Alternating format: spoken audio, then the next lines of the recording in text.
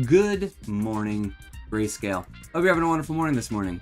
I'm going to go ahead and start off because I saw some progress with this.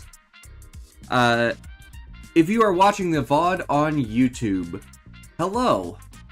I hope you're having a wonderful day. Please subscribe if you're not subscribed already. I'm getting more than enough watch time. I'm at like 400 hours of watch time and I need 1,000. With the rate at which I'm getting watch time, I will be totally fine, getting there by however long I need to get, whatever. The subscriber rate is significantly lower, because it's a VOD channel. Nobody subscribes to a VOD channel. If you're watching this on the VODs, if you hear my voice right now, please subscribe to my YouTube channel, so that I can hit 1,000 subscribers. I think it's like 4,000 hours, something like that. Anyways, I've got enough watch hours that I'm gonna hit that. You don't gotta watch more of my videos. If you're watching this one, and you're seeing what's there, I would like to be able to at least monetize this stuff that you have on in the background, so I can make a few pennies off of your viewership. Because it's no skin off of your back, you're already seeing ads. YouTube puts ads on there regardless. So, I'd like to get some of that money. Please subscribe, I need to get 1,000 subscribers. I don't know how long that's gonna take, but last time I asked, I got 3 subscribers, and that was rad. So if people are gonna be watching this later on, please subscribe. Thank you so much. Anyways, today, we're going to be doing more old school RuneScape. But first, we are going to do the FDA Watch. Hi, how are you? Oh, wrong button. No, that's a lot of damage! There we go. That's one of them, at least. Hi, how are ya? Oh my gosh, my kitty is yelling at me as soon as I start streaming. That's how that goes. Let me do the FDA Watch real quick, kitty, and then we can go and get you some foodie, okay? Alright, where do we leave off? Let's see. We got the shrimp. That was a recent one. Alright, let's start with 827. Alright. No, we did 827. We gotta do 828. Aquastar USA Corp. recalls Kroger Mercado frozen cooked shrimp because of possible health risk. It is the radioactive shrimp, not just from Walmart, but also now from Kroger. Woohoo! Do not eat the shrimp. It's radioactive. Next up, we have Dermarite. Hand sanitizer, cleaners, and skin protectants. Potential Burkholderia contamination. Don't know what that is, but apparently, it is a fungal whatever, something or other. Let me look. I'm trying to see exactly what it does. They were distributed nationwide. So if you use Dermarite, it looks like they could be contaminated. Ooh, we may have that. I actually have to go check our Burkholderia cepacia complex in these products may result in serious life-threatening infections if the products are used by immunocompromised individuals or people may be attending to immunocompromised individuals. For healthy individuals with minor skin lesions, use of this product may result in local infections, whereas in immunocompromised individuals, the infection could spread into the bloodstream. Oh boy, so don't use Dermarite products for a bit. Looks like it's like a massive list of their products. Don't use them, they've been contaminated. Next up, we have Southwind Foods LLC recalling more frozen shrimp. Don't eat frozen shrimp, it is radioactive shrimp. Red Bliss Potato Salad by Hans Kissel. Undeclared wheat. Okay, they have undeclared wheat in their Red Potato Bliss salad, so if you're allergic to wheat, don't eat these salads. And this looks to be throughout the entire US that these salads have been distributed, so anywhere around there. Next up, we have Green Lumber Dietary Supplement. It has undeclared prescription drug tadalafil. They are using. They basically didn't get permission to use a prescription drug in their dietary supplement. Don't eat it. Vanilla G Nut Ice Cream. By G. Nut. It looks like they are recalling it because they did not declare their almonds in their almond ice cream. Yeah, so if you're allergic to almonds or tree nuts in general, do not eat the vanilla G-nut ice cream, which has almonds in it. That's all we have today for the market recalls. Give me a few seconds. I'm going to feed the cat. I tried feeding them beforehand, but they were not hungry. And now, as soon as I start talking, of course, now they're hungry because they have an audience and they know. They know it. So I'll be right back. Give me a few seconds. We're going to go to the pause screen, but only for a very short period of time. So thank you for your patience. We'll be right back.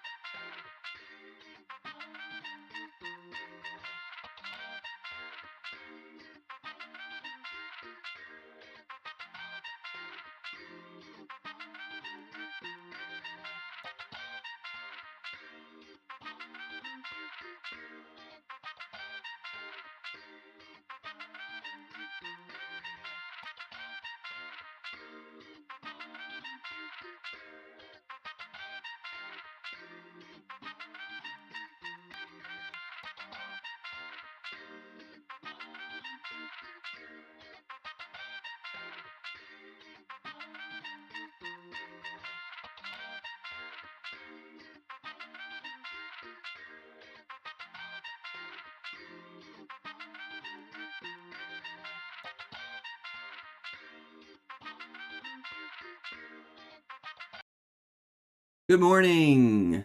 We're back. Let's get into it, shall we? Crafty! What up, what up, what up, what up, what up? How are ya? Hi, how are ya? More blue shiggies! You gotta start the grind early.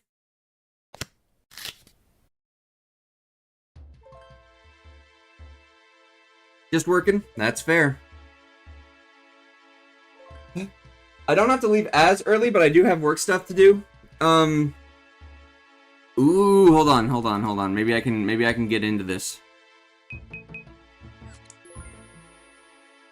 I don't have high mining, but let's see if I can't mine this crash star. Yes, I can! Hell yeah.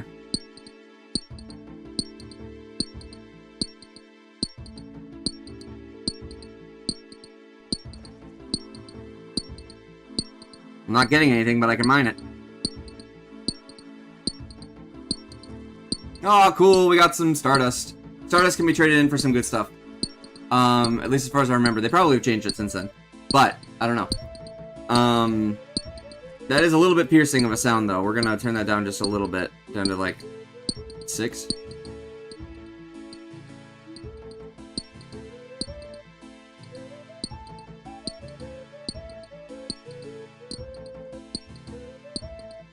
There we go. That's fine. That works for me. If it's too loud for y'all, let me know.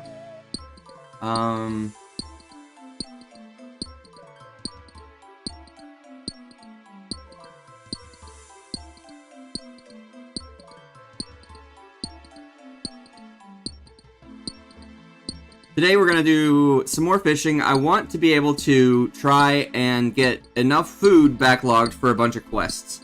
So today we're going to do some fishing and some questing if I can get enough food for it. Yesterday we did some fishing while also watching the news. If Trump, some fun fact, for yesterday, if Trump doesn't go golfing this weekend, it will be his longest record of no golfing since he got reelected. He's already not gone golfing 2 weekends in a row. So if he doesn't go golfing this weekend, it will be his longest ever record of not golfing. So I don't necessarily think that means anything, but it's also very funny to me that Level up completed. I forgot I added the sea engineer thing.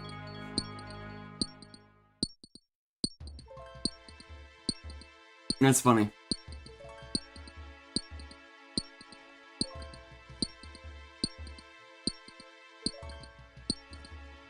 I'm gonna be hearing that a bunch. Because I'm still really low level, so I'm gonna be hearing that like 7,000 times. I really gotta work on my farming, so I'm gonna do that here in a minute too.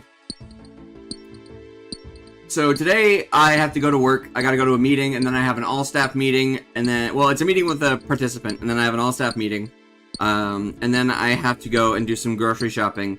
So I'm gonna be out all afternoon and it fucking sucks. I don't like going out for that long, but I have to. So, yay me. Ugh.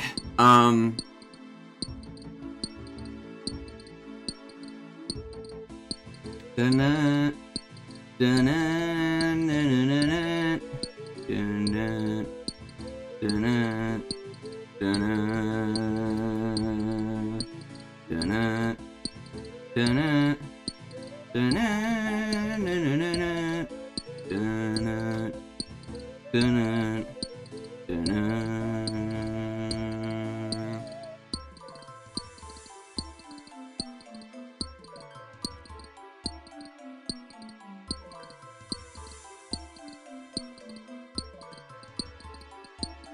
Ding, ding, ding. There we go. 23 Stardust for free. No, deposit all.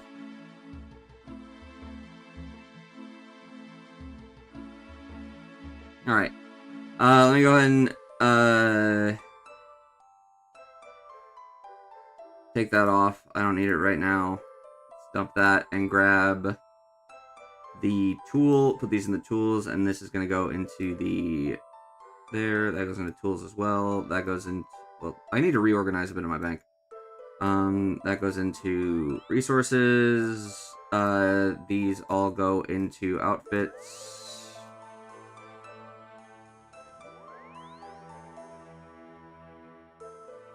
That is a quest item. I'm gonna leave most of the quest items out here.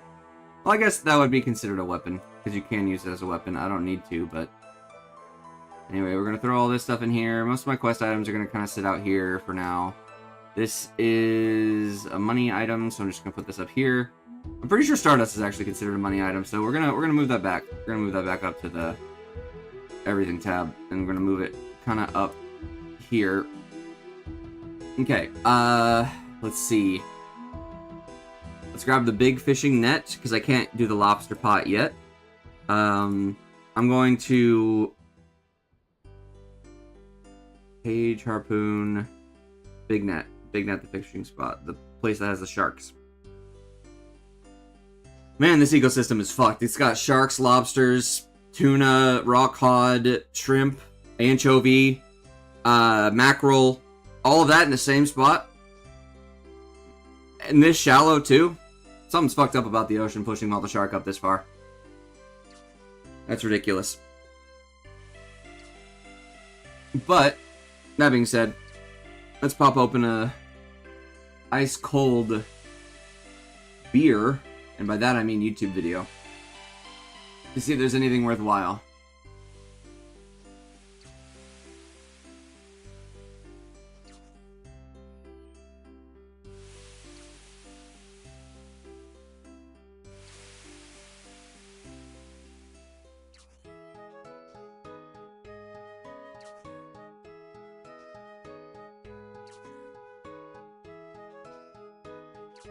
Do, do, do, do, do, do, do.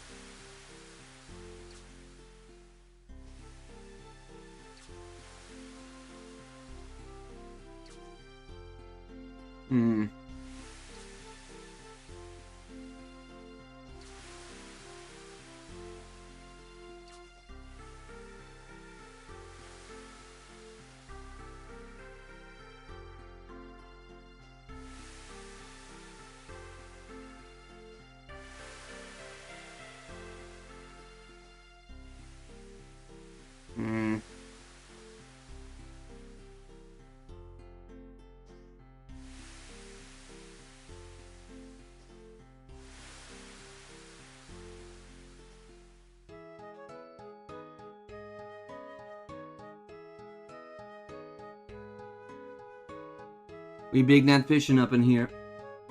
I don't know. Sure, let's watch a Wolfie VGC video. I haven't watched some of his stuff in a while. Sweet and chewy outside, soft and tart inside. Sweet tarts! The best snack of my life. Let's make a friendship bracelet. Should I do purple? Ah! Candy corn really gives me that fall feeling. I wonder when my break is over. No! Return the stolen Butterfingers and we'll return your lost. Why does it want me to Poison's eat a so very many weird type to snacks? make a video about because for a really long time it was undoubtedly one of the single worst types in the entire game. And I'm not doing like a YouTuber exaggeration here. Like Poison was literally the second or the third worst in the game for pretty much all of the first 5 generations of Pokemon. And that's part of the reason why there have only been 3 Pokemon that are Poison type that have ever won the World Championships. However, nowadays, Poison is actually a really good, really respectable type, and often it's a type that you would love to have on your team if you can fit it. And the primary thing that changed was actually not necessarily something to do with Poison type, but with the addition of a new type in Fairy. That's Fairy fair. is pretty much widely agreed upon as the single best type in the game. It's just ridiculous. It's partially because the Pokemon themselves are so strong, but the type itself is also very, very good. Poison is a great matchup against Fairy type Pokemon, not only resisting their attacks, but also being able to hit them in return for super effective damage. And I wanted to talk about this before we jump into the actual list itself, because I think it's important context. Like a lot of what makes these specific Poison type Pokemon the best is their relation to the Fairy type Pokemon that were popular around them. Honestly, aside from a few standout Pokemon, you could say that about literally any type, right? Every type has its counter, and every type has its strengths and weaknesses. So the strength of any Pokemon is contingent on the types around them, right? Like, or the strength of the types around them. So like literally every Pokemon except for like maybe 3 in all of existence or I guess that's a little low of a number, maybe like 20 throughout the history of Pokemon have been strong situationally, right? It's also a bit of an explanation as to why a lot of the Poison type Pokemon on this list are Poison type Pokemon that did well, like following the release of X and Y and the Fairy type. Not that every Pokemon on here is, you know, from generation 8 or 9 or whatever. Actually, the first Pokemon we're going to talk about, coming in at the number 10 slot, is actually a classic from generation 1, Gengar. Nidoqueen. No, Now, Nidoqueen. actually, I have to make a correction. I made a mistake, actually, which is that in my best ground type video, if you watched that one, the 10th best Pokemon on that list was Nidoking. Here I'm putting Nidoqueen on the list, and Nidoking's not making it on. So this isn't like me being like, oh, you know, Nidoking was a better ground type and Nidoqueen was a better poison type, which I guess would be cool, but actually, I made a mistake. Basically, when I was doing research for my best ground type video, I missed one of Nidoqueen's results, which, in my opinion, makes it better than Nidoking overall. Specifically, the result that I missed was that Nidoqueen is actually the Japanese national champion from 2018.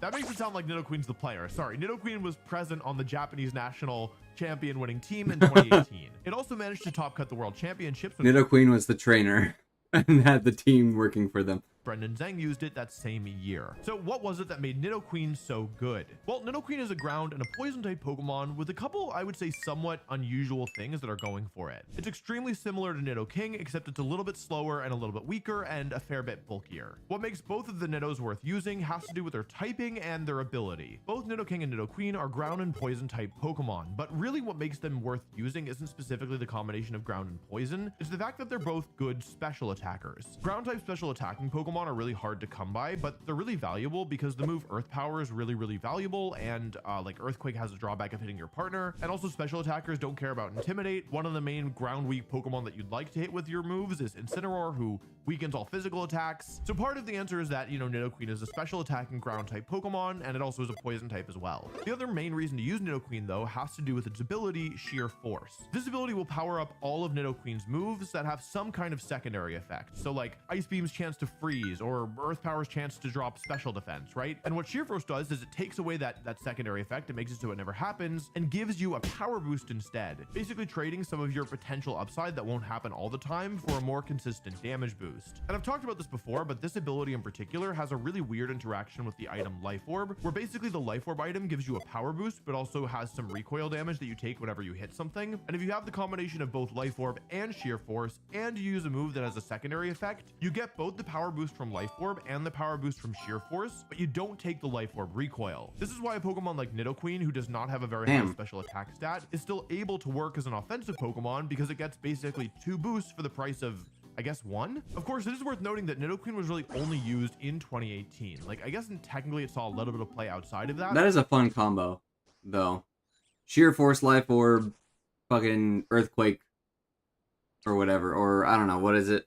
The fucking Wind Gale, whatever.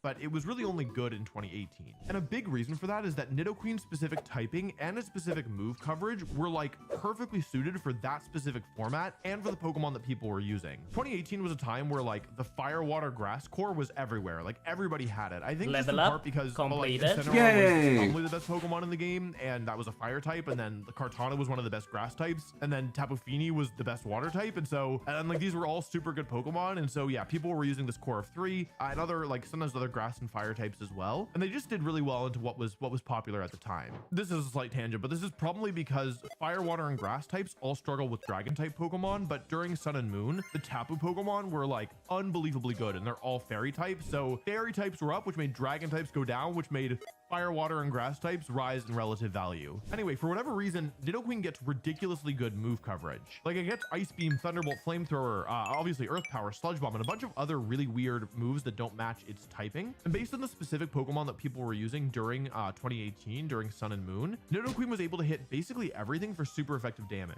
Earth Power hit the fire types in the Fire, Water, Grass core, Ice Beam hit the grass types, and the only real water type Pokemon that was used at the time was Tapu Fini, which is weak to Sludge Bomb. For context, Tapu Fini at the World Championships was used at over 40% of the teams, and the next most used water type was Ludicolo, who was used on 4%.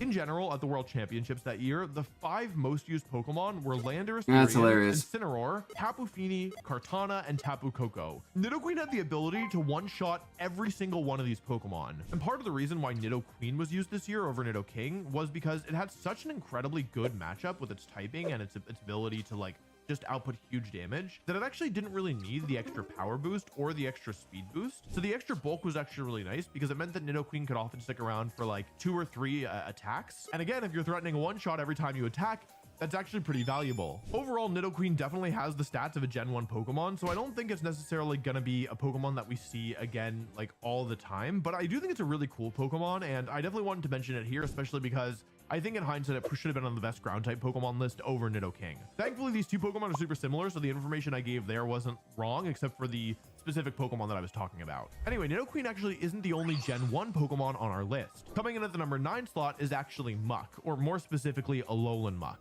I remember using Alolan Muck. Year of Pokemon Sun and Moon. Alolan Muck was a really good Pokemon. It won 3 different regionals. It got 2nd, 4th, and top 8 at the International Championships, and it even finished 6th at the World Championships. Personally, I really like Alolan Muck. I think the design is fun, and actually it's just a really fun Pokemon to play. It's a Dark and Poison type Pokemon, which have pretty good synergy together, given that basically Dark is weak to Bug and Fighting, which Poison resists both of, and Poison is weak to Psychic, which Dark is immune to. Oh, Dark is also weak to Fairy, which Poison resists as well. Basically, putting these two types together results in a Pokemon with only one weakness to Ground. Given that Muck is actually a pretty bulky Pokemon, and it doesn't have that many weaknesses, Muck during the 2017 era, when the power level wasn't like that ridiculous, was just a really fun bulky attacker that was great at sticking around and doing fair amounts of damage. Part of the reason why Muck was so good during this year was that the Tapu Pokemon were really running the show. Tapu Lele, Tapu Fini, Tapu Koko, Tapu Bulu. All 4 of these Pokemon were fairy types, and so even though Muck didn't resist their fairy attacks and it didn't resist the electric or the water moves of Tapu Koko or Tapu Fini, being a poison type Pokemon that was really bulky was still really valuable because you could threaten to either one-shot some of the Pokemon or, you know, at least do super effective damage and get them in 2 hits. Part of the reason why Muck was so good during these years was because during Sun and Moon, the Pokemon Company experimented with buffing the super citrus berries, as the community called them. This is the Fiwam berries, Figgy, Ayapapa,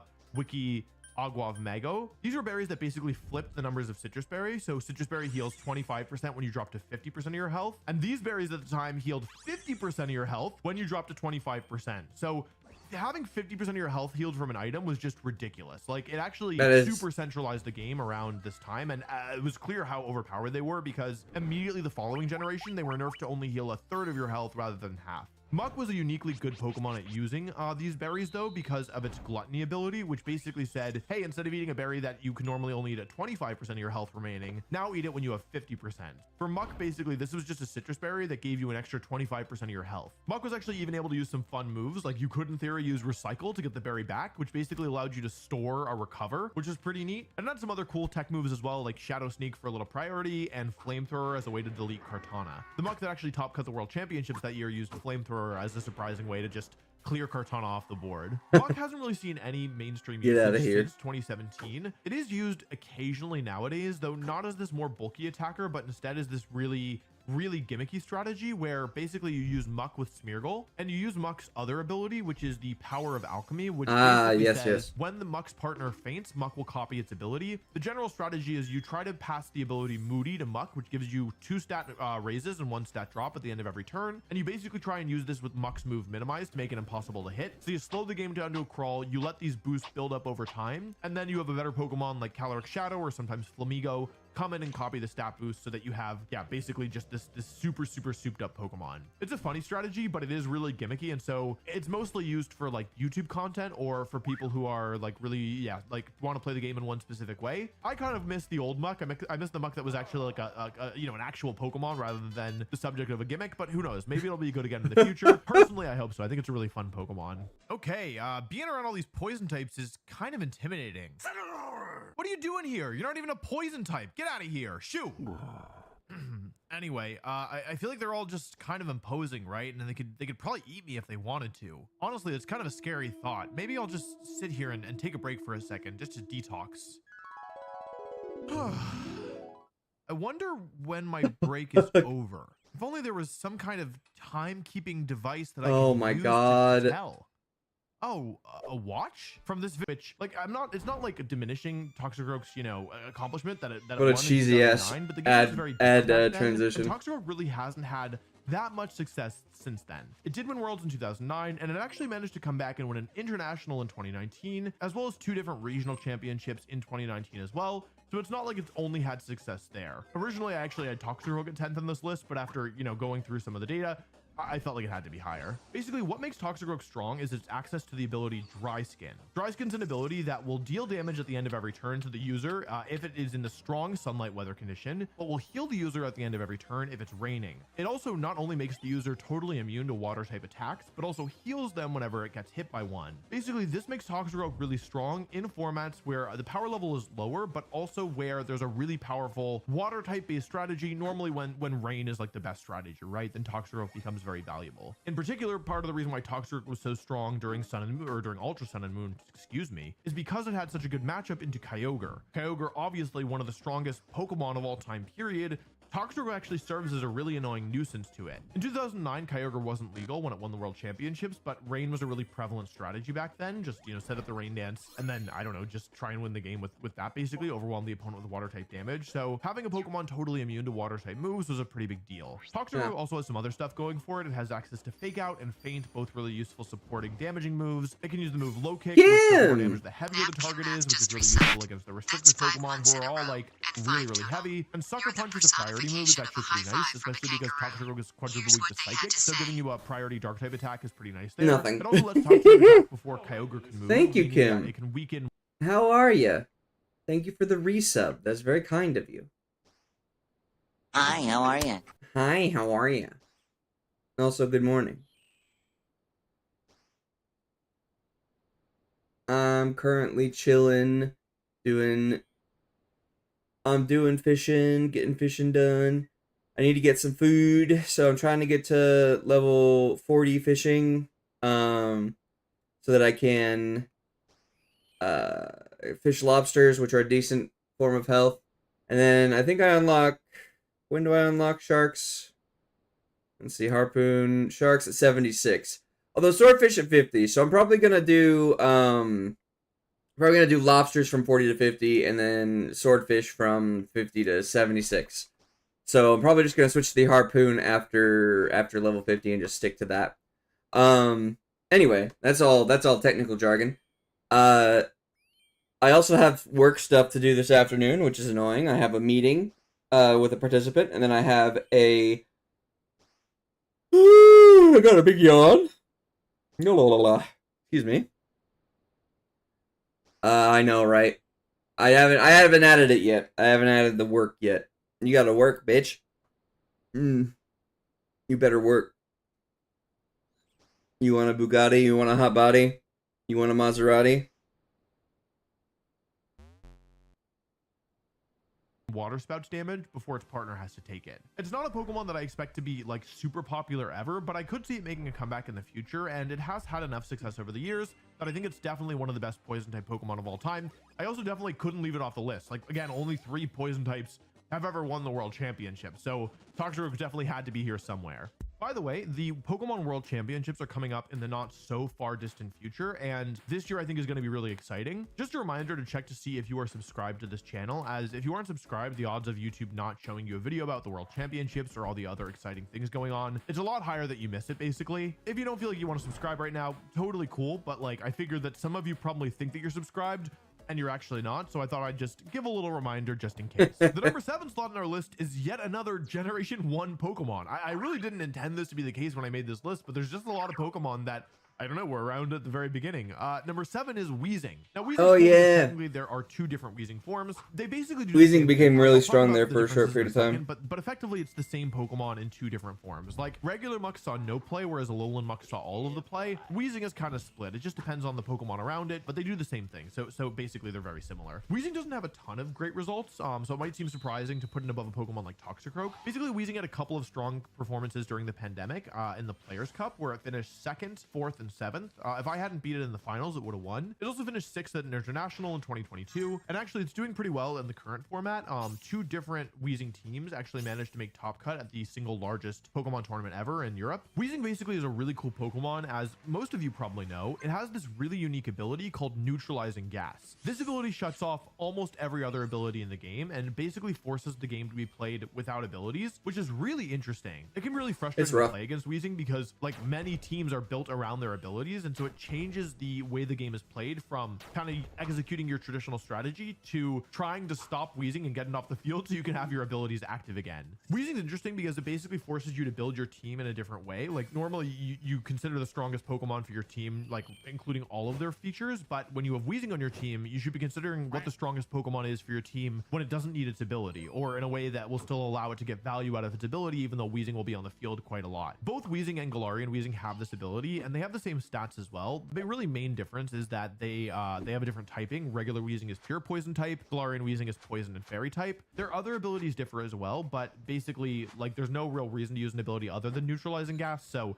effectively that doesn't really matter. During the Players' Cup era, when Weezing was used, often actually with Regigigas, which is a whole nother story, but yeah, basically Weezing and Regigigas were a really powerful combo because Regigigas was an amazing Dynamax Pokemon, but it's obviously hampered by its terrible ability, and Weezing was able to shut off its ability. During that era, basically Weezing was used in its regular form, in its original Kanto form, but recently, you know, in the current format, it's actually Galarian Weezing who's seeing more use. The main calculus is basically just how valuable fairy type moves are and how valuable the weaknesses and resistances that you get with fairy are. So when there's a lot of steel type moves, regular Weezing might be better because it's not weak to fairy. But in the current format, there's a lot of dragon type Pokemon that are doing well, like Koraidon and Miraidon, and a lot of Pokemon actually are running Terra Dragon as well. So having actually access to fairy type moves like Strange Steam and Dazzling Gleam, it's pretty valuable right now as an offensive piece, and the poison coverage that you're getting is actually a little less valuable because in the current format, there's just not as many fairy type Pokemon that are doing well right now, and so if you're going to only have one attack, you'd actually rather.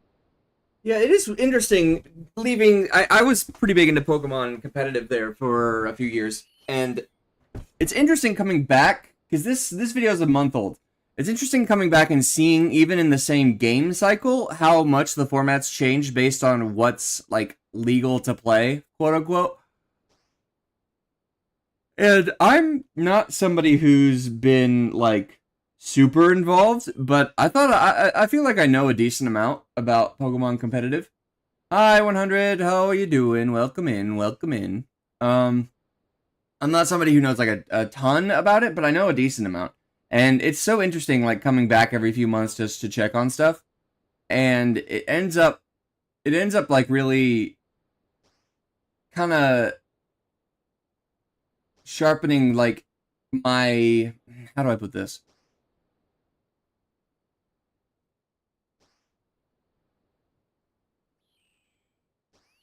Why did that not go up? Oh, there you missed an I.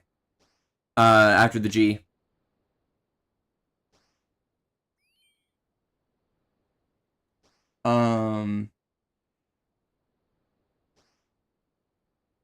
I forgot what I was saying. Anyway, it's just interesting to see how Pokemon's doing.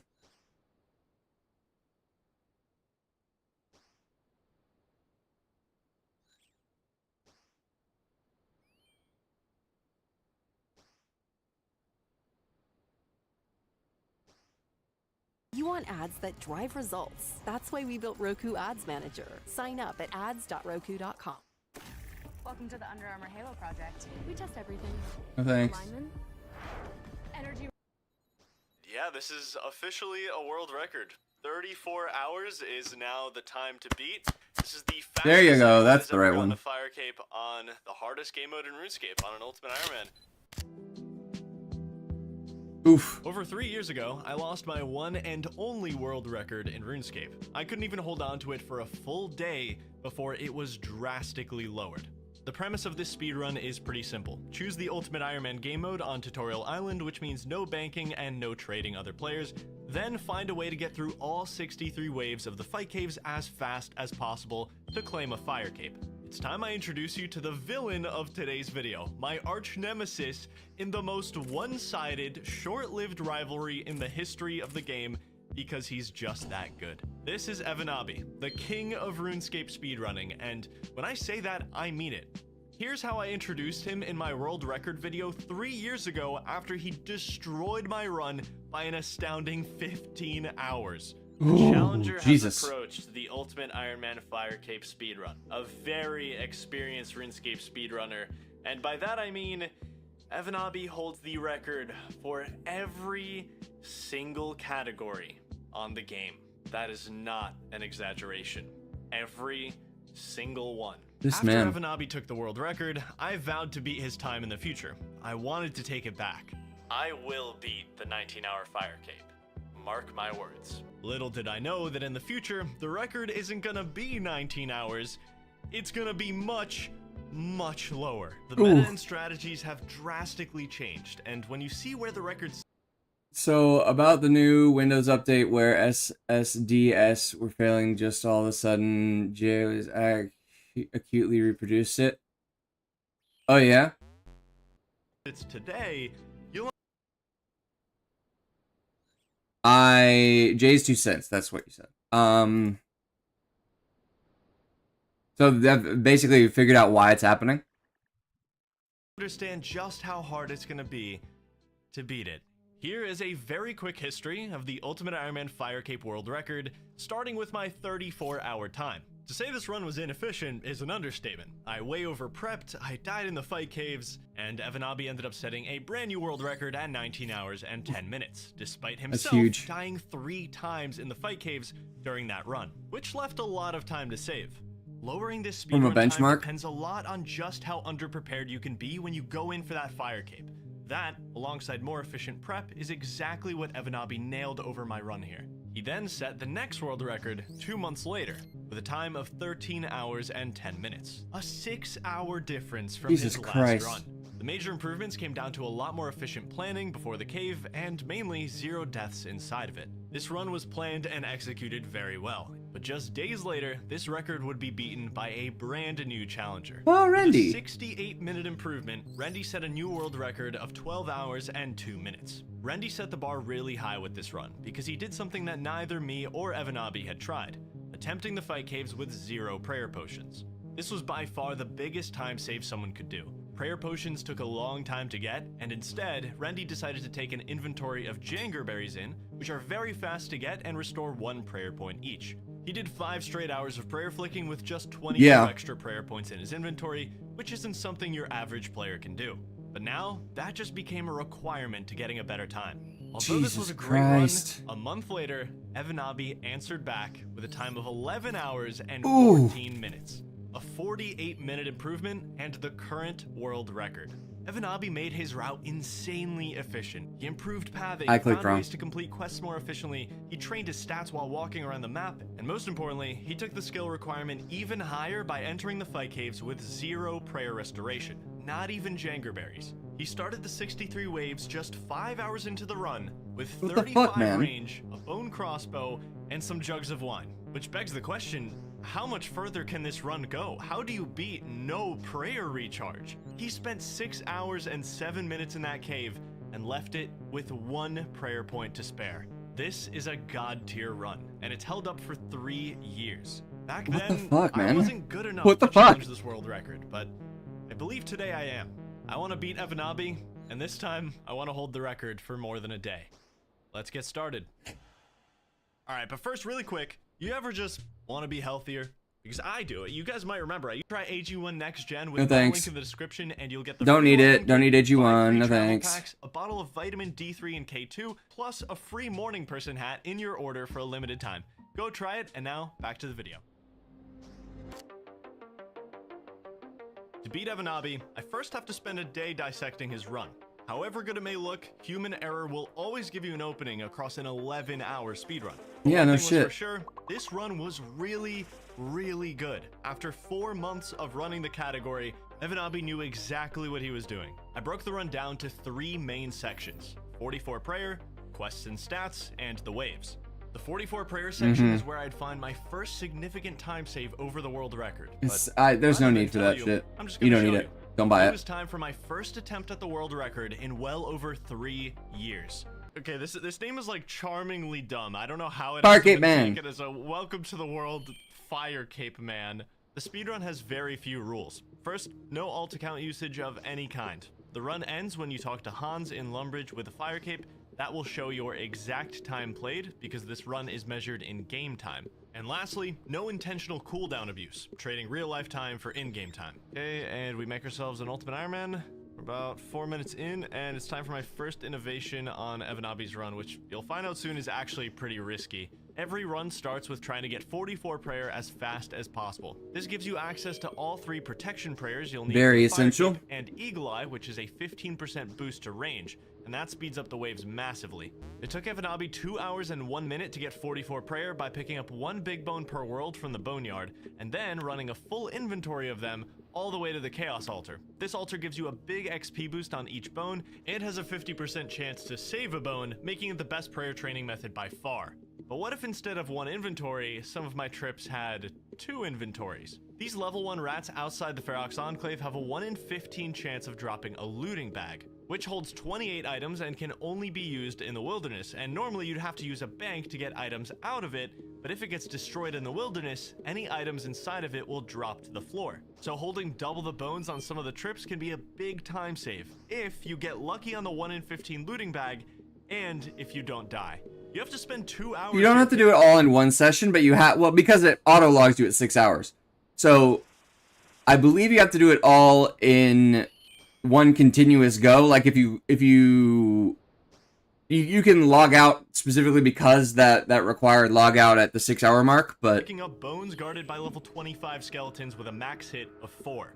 That's 28 world hops per inventory with just 10 HP. If you get unlucky, you can absolutely die here. But with a looting bag, you're doubling the chance to die to a skeleton because you need 55 bones a trip instead of 28. And yeah, you are automatically logged out at 6 hours. It's basically to prevent AFK stuff and botting. Any kind of edge. Because sometimes you can go for like 6 hours at certain things, and The reason this is efficient as well is because I get to train some range with very, on very these minimal rounds, which input. will save me time So later it's in the meant run. to, Nice. Okay, we got you the know, looting bag. I prevent actually got that. fairly lucky on it, which is beautiful. 12 rats. As long as you get it under 15, it's still a time save. And I have food on this first inventory, so I should be able to survive the skeletons. Evanabi finished his 44 prayer 2 hours and 1 minute into his run. That's our benchmark. I want to get as far ahead of that as possible. I've basically made this first section way more luck dependent than it needs to be, but I need to find any edge I can possibly get over his run. No. See, that's another thing, is getting hit by skeletons isn't just dangerous, it also loses you about 10 to 15 seconds every single time it happens, which can be a bit of a swing factor in this section. Evanabi actually didn't I've never use played any Clash of skeletons Clans. at all in his run, which definitely saved him a lot of time, making his bone section super efficient. Okay, we got our 55 bones. Switch to a free-to-play world while we run here. Okay, now we destroy the looting bag. In theory, someone could pick these up, but no one around, so we're good. All right, that's halfway to 23 prayer. First inventory of bones. We have a small lead right now. It's not big, but it's something. I didn't know that. Okay, so it's been 20 minutes, which means now we can do this tech. By using the wine to reset myself back to Lumbridge, I can use a minigame teleport, which has a 20-minute cooldown, to go back to the Ferox Enclave and save me about 2 minutes of running back. Okay, so it's been over 30 minutes now, so I can go get myself another looting bag. You can claim a training bow and 25 arrows from this range tutor every 30 minutes, so I can train my range and get another bag. Such a quick looting bag, that was great. That's the fastest one yet. What a interesting... No way. Oh, no. No way on the Oh, final no. bone.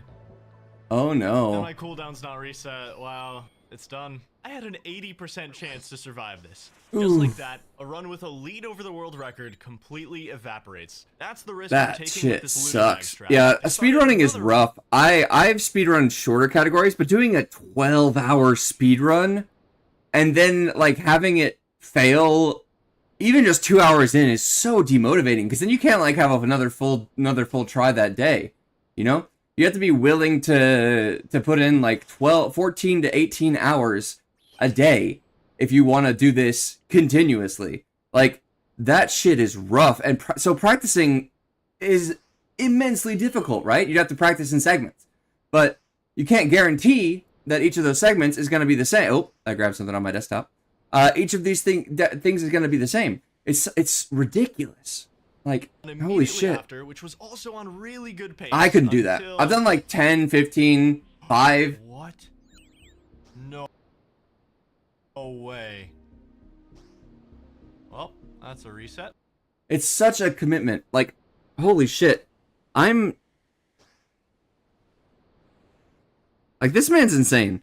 I don't think I could ever do that. Honestly. I don't think I could ever do that.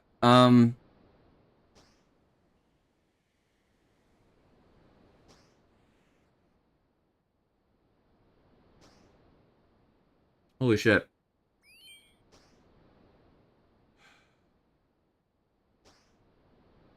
Sorry, I was just thinking about it. I'm like, my brain was immediately like, no, fuck that. Fuck that shit.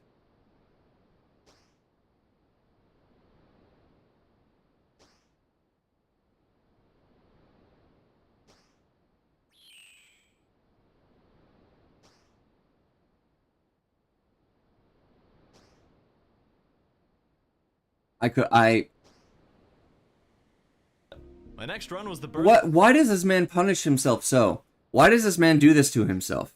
I get it's for the content now, but he didn't start off doing it for the content. This motherfucker's been going at it for years. Real quick, I'm just gonna, we're gonna go back to this video, but, This is nope. McTile. Nope. Videos, oldest. The oldest on this channel is from 9 years ago. This man's been doing it for 9 years.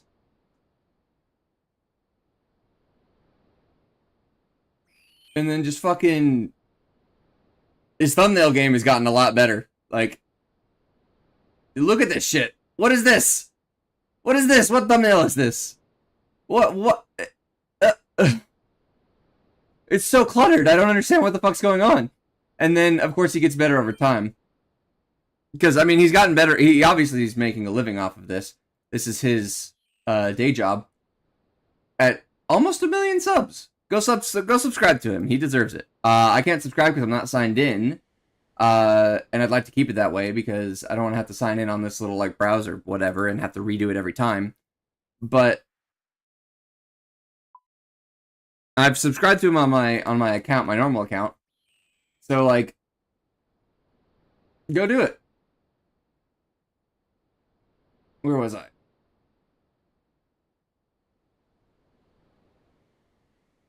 There we go. Here we are. We were in this one. You're never gonna guess what happened.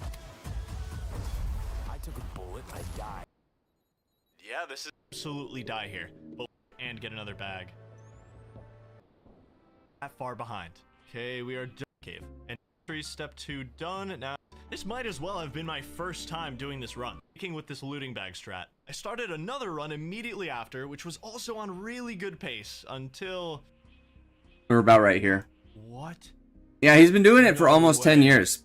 I mean, I've been making videos for longer than he has on this specific channel, but I mean, I've kept making new ones. Like playing one game that long, insane to me. Nice lead on prayer training. Everything was going really well.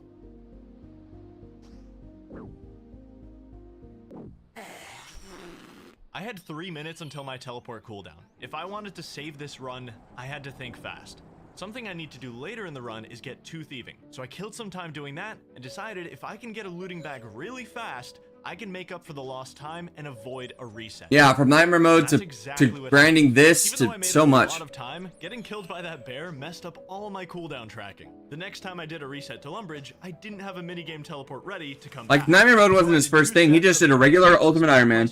Then he did his more attainable locked Ultimate Iron Man. Then he did Tile Man.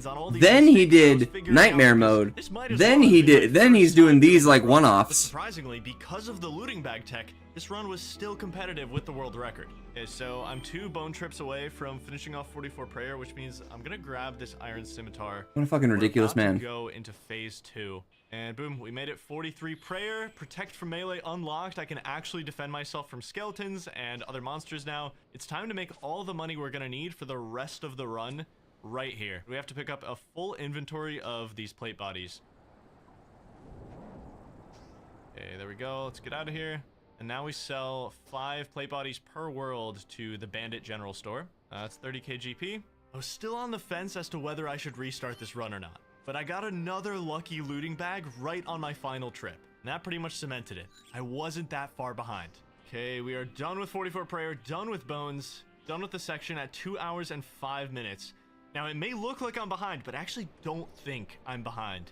2 hours and 5 minutes. Even though I was technically 3.5 minutes behind Evanabi, that doesn't tell the full story. I was almost 3 full range levels and a thieving level ahead of him. The truth is, this is the least important segment of the run. The biggest time saves are in the next 2. And even though I wanted to be ahead going into segment 2, I'll accept a technical draw being ahead on a couple of stats, because I still had some plans. This part technical of the run draw. Is about completing the Lost Tribe quest to unlock the bone crossbow. So much for the fight cave. And these are the requirements to complete the Lost Tribe. So getting that's an interesting way of saying losing. Oh, such a waste of time.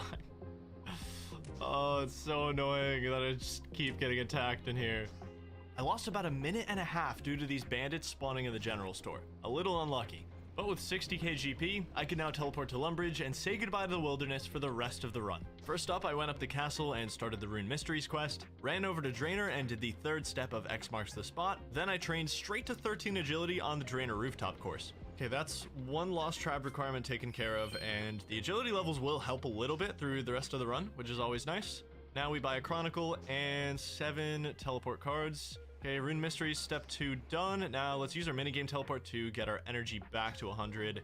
I'll be using the minigame teleport a lot throughout this run just to get my energy back here. Now let's chronicle back to Varrock. There's a almost to 39, hell yeah. Sword shop, and we're gonna need it later for our light source for the Lost Tribe. And while we're in the area, it's time to buy all the arrows and bows we're gonna need for 28 range. After 28, we can use the bone crossbow. So we just need enough to get there. Meow. 5 range already, I have a bit of a head start.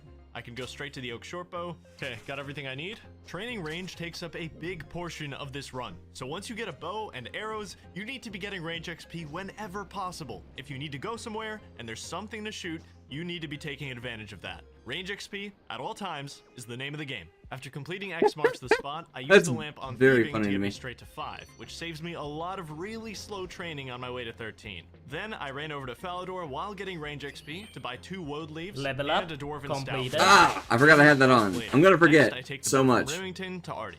Okay. Now level 39. Here, buy an unstrung symbol from this guy, and now we're just gonna be thieving until 13. Did you know that if you subscribe... 1 more level and then I'll get to do just lobsters. Okay, there we go. Lobbies. That's another Lost Tribe requirement done. Now I need a couple things from the general store.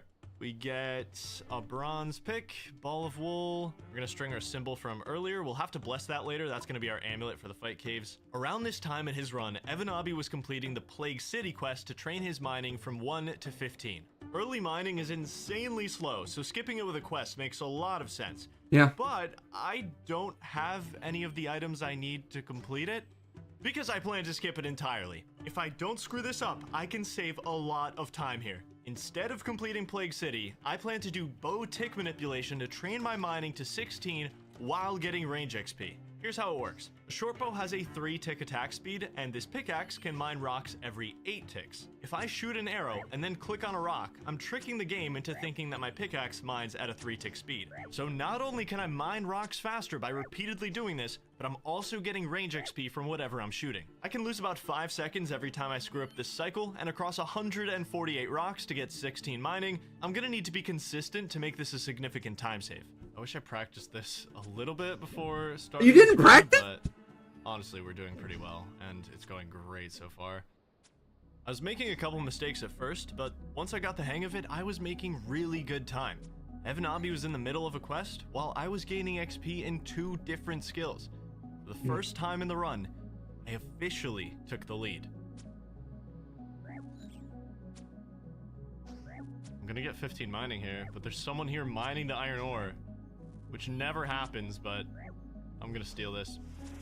I'm sorry, it's for a good cause.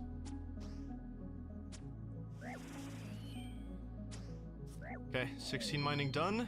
Let's teleport to Lumbridge. Make sure we're gaining XP the whole time. We gotta grab 2 onions here, make some dyes. Okay, 3 dyes for the Goblin Diplomacy quest. Now let's go finish Rune Mysteries. And quest done. I do have to get the Now I'm gonna teleport goblin to one done Northrop. too. Get a quick I'm gonna have to go on like a prayer big recharge here. spree of quests. Okay, Goblin Diplomacy done. We've got all the requirements now. While waiting for my 2 teleport cooldowns, I had to get as much range XP as possible. Evanabi was training on cows closer to Lumbridge at this time, but I figured I might as well train here. Goblins have 50% more health than cows, and there's an endless supply of them here. Okay, I think...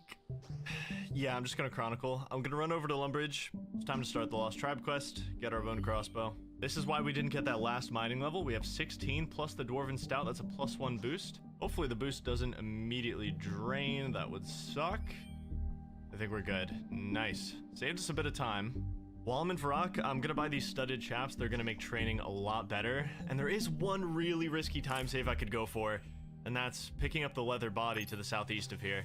Using that leather body in the fight caves saves 5 minutes across the run, just for a small accuracy boost. But if you choose the leather body over the monk's robe top, you'll have 20% less prayer to use in the caves, and with no prayer recharge, that's a massive risk. Remember, Evanabi ended his run with 1 prayer point to spare. If he went for the leather body, he wouldn't have finished that run. I'll keep it in the back pocket, but that's not a risk I need to take right now. That's 20 range, upgrade to the Willow Shortbow and the Studded. After this, we just have to go through the tunnels and finish the quest. Taking one wrong turn in these tunnels would probably be game over, because it would drop me into the Lumbridge Swamp, which would easily be 5 or more minutes of lost time trying to get back here. Beautiful. Lost Tribe done. Bone Crossbow unlocked. Pace is really good right now. We need to rush down there and buy some things. Okay, I need to buy a crossbow, and I need to get around 11,000 bolts. That's how many it takes to train up and to finish the fire cave. Okay, got all the bolts. We have 7,000 GP left. I need to buy 2 more things. I still have several time saves that I'm going to go for, but one is way bigger than the others. It's going to come down to execution. Please be in stock. Please be in stock. Yes. Green D'hide chaps, Green D'hide van braces. I'm not going to be able to equip the Green D'hide until I'm about 2 hours into the fire cave attempt, but holy shit, it's going to be a massive help when I do. Right about now, 2 hours? Evanabi was heading over to train on sand crabs to get his final range levels before the fire cape attempt. I also have sand crabs to kill, but first I needed to make a pit stop at the Shazian bar. Okay, I saved 400 GP precisely for this. We're going to buy a full inventory of lizard kickers. Lizard Kicker is essentially a baby ranged potion. It boosts your range by 4 when you drink it, and 4 levels might not seem like a lot. That's because it isn't. To prove my point, this is how long it takes to kill a sand crab at 21 range and 25. Those 4 extra levels don't even kill it a full second faster. That's useless, but it's not about the size of your boost, It's how you use it. Jesus Let's run that Christ. same scenario Jesus with 25 Christ. range and 29, also a 4-level difference. But this time, you kill the sand crab 10 seconds faster.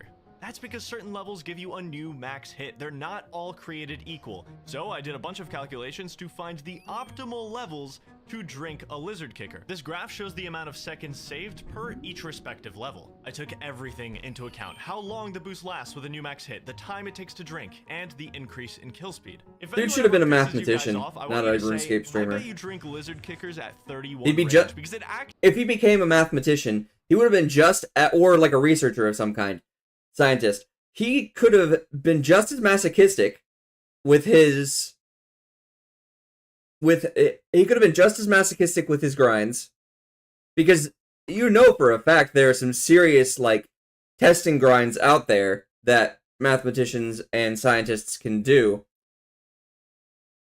But he would get so much more impactful results than just a video game achievement. He could have done this on the side, but I feel like he's wasting a major calling to be a scientist or a researcher of some kind, a mathematician of some kind.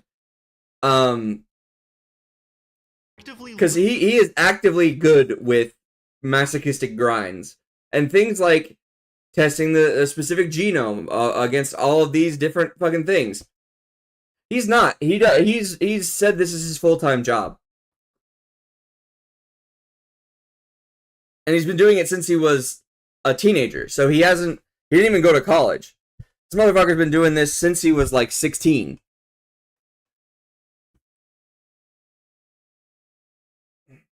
This is why we need more STEM funding.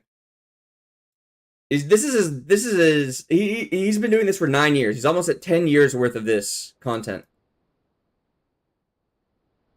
We need more STEM research money. Get.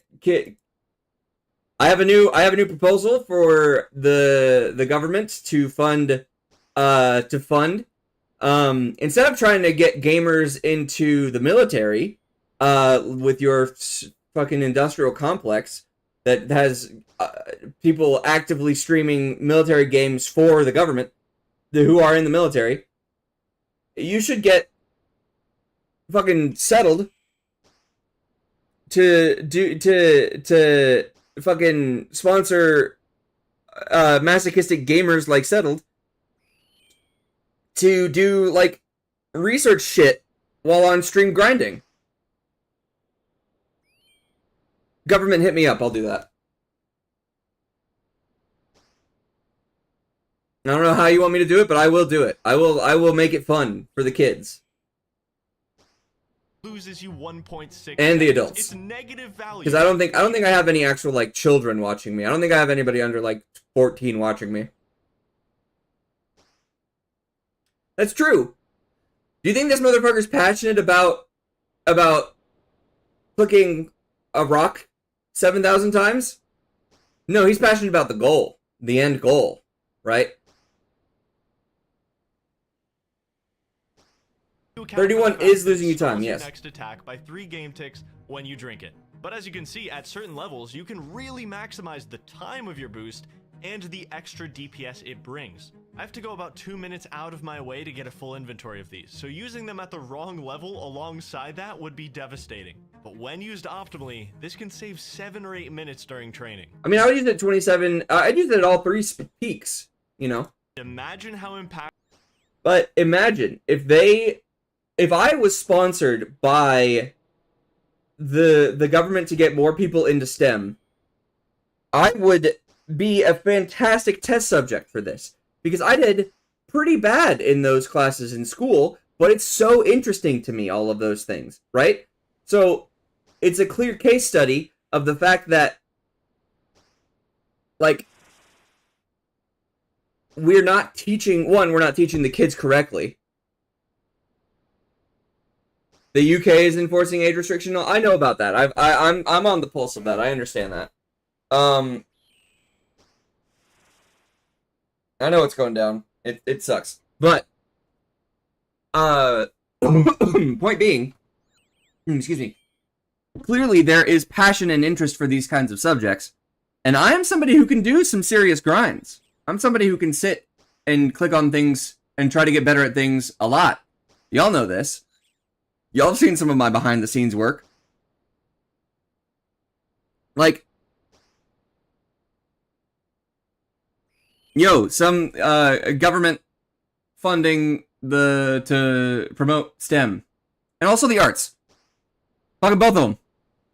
More money into schooling in general, less money into blowing people up. Anyway. Impactful these could be in the fight caves. Lizard kickers have been out since 2021, and no world record has ever tried using them in the fight caves. Evan Abi's world record forced anyone challenging it to bring 0 prayer restoration. If I beat this record, I want anyone that comes after.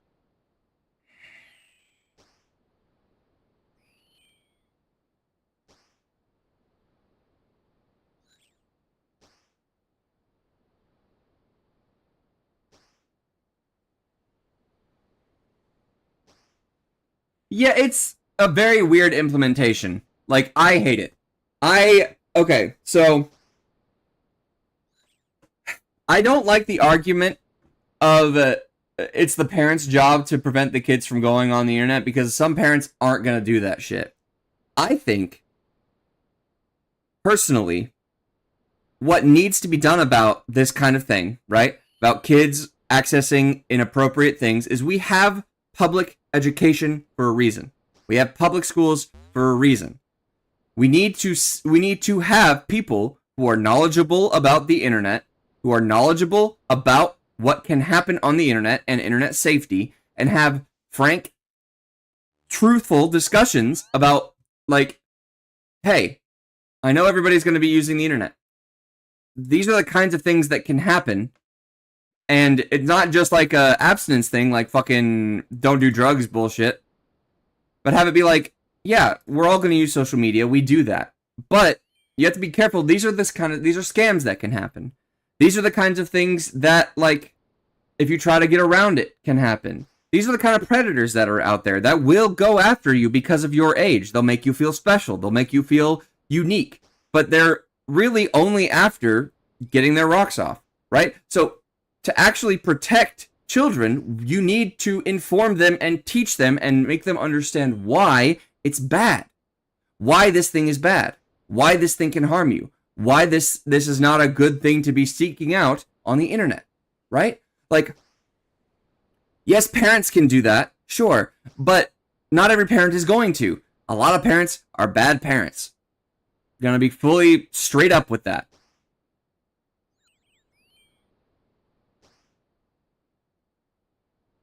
Oh, nice. For which game? For RuneScape or for Umasume? I don't know. Uma. Okay, cool. Cool. What was I saying? But you get what I mean, right? Like, children are intelligent. They understand things if you explain it to them in a way that they can relate to and sympathize with, right? It's a way to both help with empathy and help with protection. The current situation we're in with the internet or whatever is literally not about protecting children at all. It is about surveillance and making sure that the people on the internet are not using the internet to go against whatever the country's wishes are, right? And that is fickle. And people are like, well, if you don't got anything to hide, what are you worrying about? I'm a queer individual. I don't want to hide that fact, but I may have to with how the administration is making it illegal for me to exist in the United States. Like, I didn't used to be illegal to be queer for a period of time there, but it was before that. And there's no moral failing in me for being who I am as a person. I've not done anything wrong or illegal. But they're making the fact that I exist in the way that I do illegal. So having the privacy to prevent, if I wish, to prevent them from knowing that implicitly is important. Right? Like, oh my god. Okay.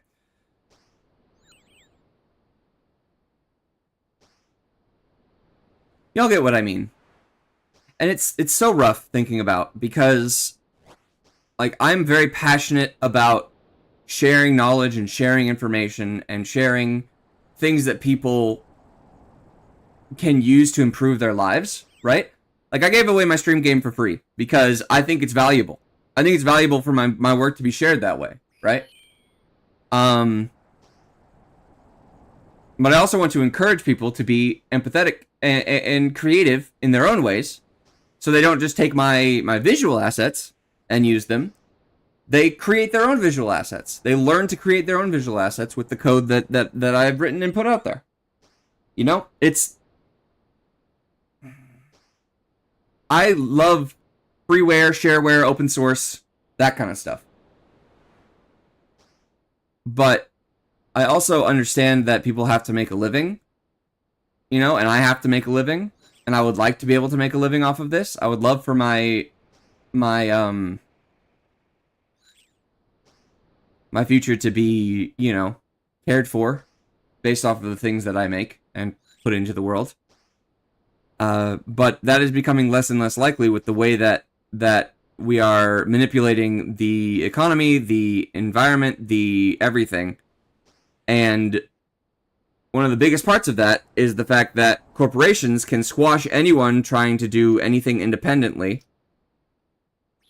and then also pay their employees so little that they don't, you know, get to do anything. Sorry, I'm going on a rant. I'm going on a rant and a ramble. Y'all, I'm preaching to the choir. Ugh.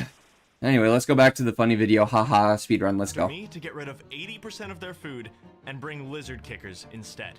This is my plan. I am currently fishing to get level 40 fishing so that I can start using the lobster pots. I'm almost there. I'm getting there. I want to use the lobster pots because I want to get lobbies.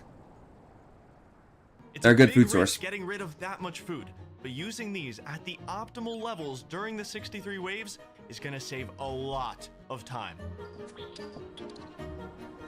I forgot to recharge my prayer before coming here, so I've got to make these 10 prayer points last the next hour of training.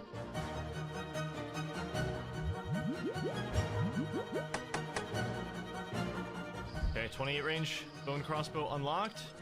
We are about to speed up.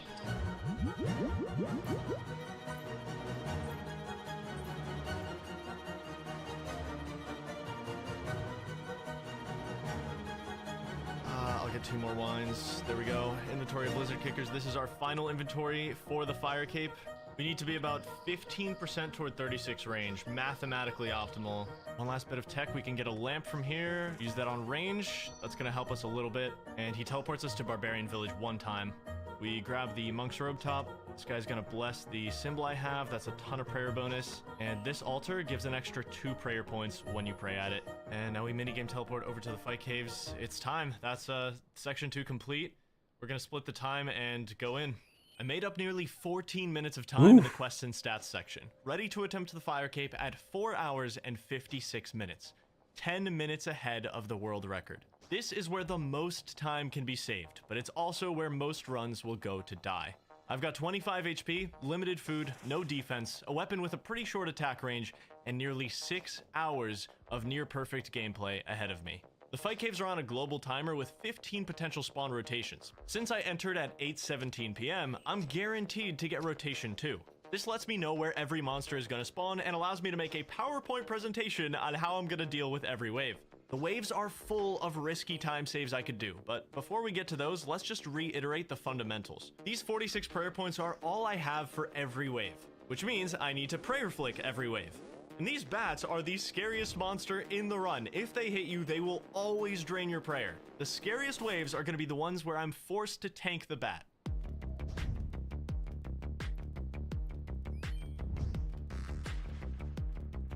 Genuinely ridiculous. 11, I made a pretty brutal mistake. I forgot that there's a bat south of me in the safe spot.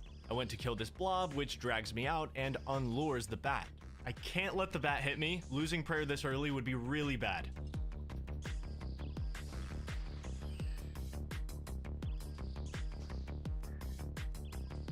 Everything's max hitting.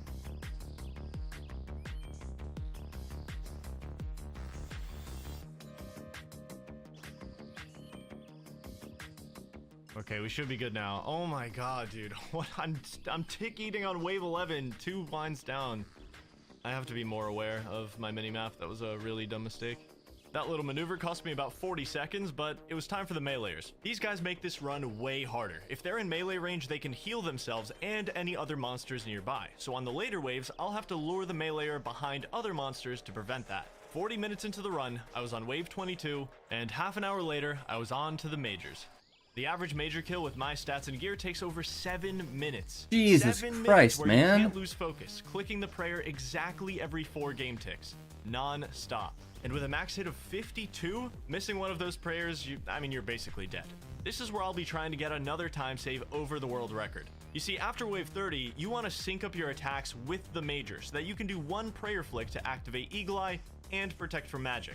In the world record run, Evanabi usually waited 2 or 3 attack cycles to do this, but I'm gonna try to immediately start kills or wait no more than 1 attack cycle. Yeah, this man's insane. This man's insane. That's all I can say. And it should make up for that wave 11. There it is. 40 range, green d'hide on. Kills should speed up a lot with that green d'hide. I actually want to be a little lower HP just in case I need to ticky an attack. Oh my god. Oh. I thought I'd be like 2 tiles away when he spawns. Whew, okay. We're an hour and a half in. Let's chill out. Let's reset. Just crossed 2 hours in the cave. So much more to go. Okay, nice. Dealt with the bat. Oh, officially been doing this for 3 hours. Okay, we're gonna have to run behind here, set up the lure. This should trap everything behind the major here. Lizard kicker is carrying, dude. I keep hitting 11s. Around the 4-hour mark, the mental burnout started to set in. I wasn't commentating as much, and a scary wave 55 was about to start. A bat spawns right next to me, and I have nowhere to run. I just have to hope to kill it quickly.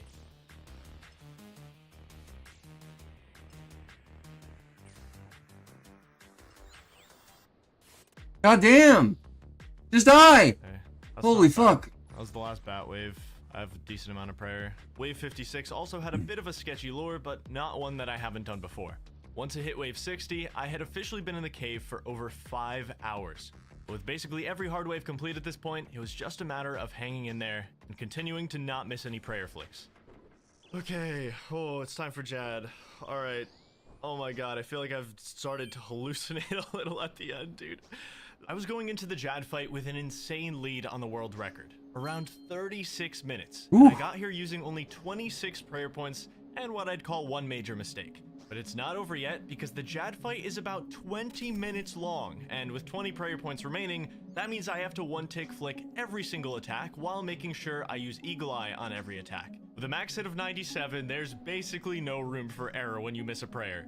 I was mentally exhausted, but there was only one obstacle remaining. I can burn a little prayer at the start here. I'm gonna one-tick flick after. Yeah, I feel like I'm losing time. I gotta...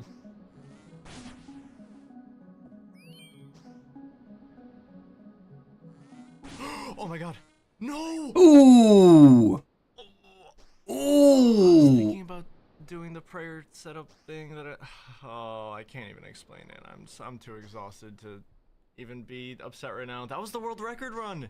That was it. Or was it? It wouldn't be a settled video without a catastrophic failure right before a finish line. That's just who I am as a person. I haven't died to Jad in like 5 years. I've literally done 6 of them with 1 prayer point before, but clearly this was meant to be. This happened for a reason, and I was about to make sure of it. When I beat this record, I want whoever takes it away from me to work damn hard to do it. So the very next morning, I started doing runs again, but this time, I was gonna attempt every risky time save.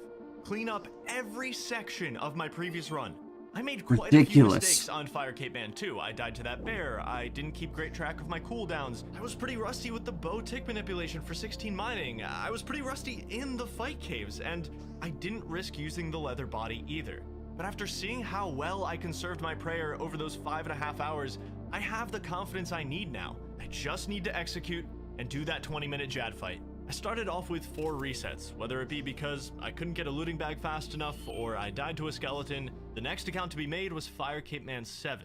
Okay, if I beat the world record on this run, I'm a little pissed because I messed up my haircut in the character creation screen. Fire Cape Man 7 was looking insanely promising, finishing the 44 prayer section with a small lead over the world record. And my previous run was 3.5 minutes behind at this point. I just felt a lot more comfortable now that I had done the route once. I didn't have to hesitate as much on different decisions, and it all just felt way more streamlined. In the quests and stats section, I saved time over my last run by not getting attacked in the bandit general store, speeding up my 16 mining grind with less mistakes during the tick manipulation, and keeping perfect track of my home and minigame teleport cooldowns before making decisions. We're here for the Lost Tribe, but we're also here for the leather body. We're gonna take the risk. When I showed up to sand crabs for the range levels, I was ahead of my previous run by nearly 7 minutes. And with better lizard kicker usage plus 1 less trip back to sand crabs, I showed up in front of the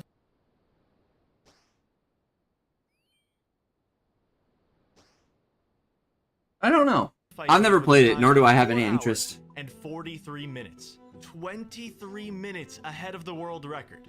13 minutes ahead of my previous run.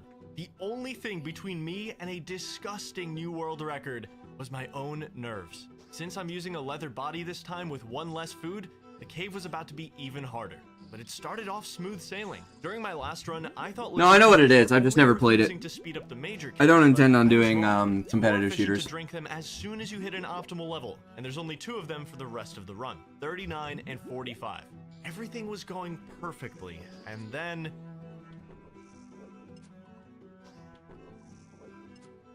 No, please. Ooh. Please, not on this run. Please, no. Got a big lag spike. I think. No. Oof. Oh. I mean, I have to finish this kill. I can't restart this wave. I just gotta go for it. Oh no, it's happening again, dude. Ooh. This is so bad. I don't know what to do. I have to brute force the kill. I have to somehow get this kill, but it's gonna cost me all my prayer. Servers, I need you to be stable for like 5 straight minutes. That's it. Just 5 more minutes so I can finish this kill. This was really, really bad. The one silver lining being that I disconnected while I still had my prayer up, which kept me alive, but remember how during my last run I got to Jad with just 20 prayer points remaining? That's how many I just lost on 1 wave. And there's still over 4 hours remaining. Ooh. The servers continued to be a little shaky, and I couldn't risk putting the leather body back on because this run just went into survival mode. I still have several bat tank waves ahead of me, so getting to Jad with 23 prayer points from here, I'm gonna need to be locked in. Damn, dude, that fucking sucks. You know what? Let's get the leather body back on. It's time. I'm gonna take the risk. I want to save as much time as possible. This bat is unkillable. Oh my god. Just die, bro! Okay, that's just unfortunate. Please, humble. Got a bat tank. Please! Yes! A 2-shot on a bat. It's a miracle. I'm nervous. Why am I so nervous? It's because I don't want to do this again. Okay, let's lock in. Let's get this done. To prepare for the final wave, I strategically let this meleeer hit me on wave 61. As long as my health isn't full, I can tick eat a missed prayer on Jad if I'm fast enough. Not gonna rush into it this time. Just set this up. With 14 prayer points, every prayer has to be tick perfect for me during this fight, including Eagle Eye. Jad attacks every 8 ticks, which lets you set up a really nice prayer cycle here.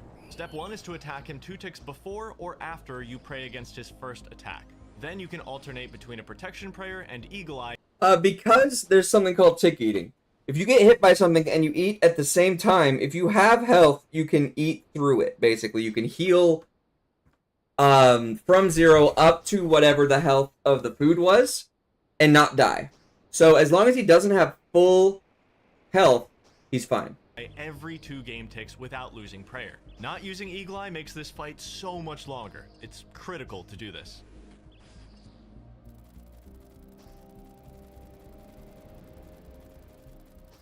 At 50%, the healers come out, and I opted for a safe 0 damage healer method, but for every 2 seconds that a healer is healing Jad, it adds 18 seconds to the fight, which means I need to take his attention as fast as possible. Relax, let's slow it down.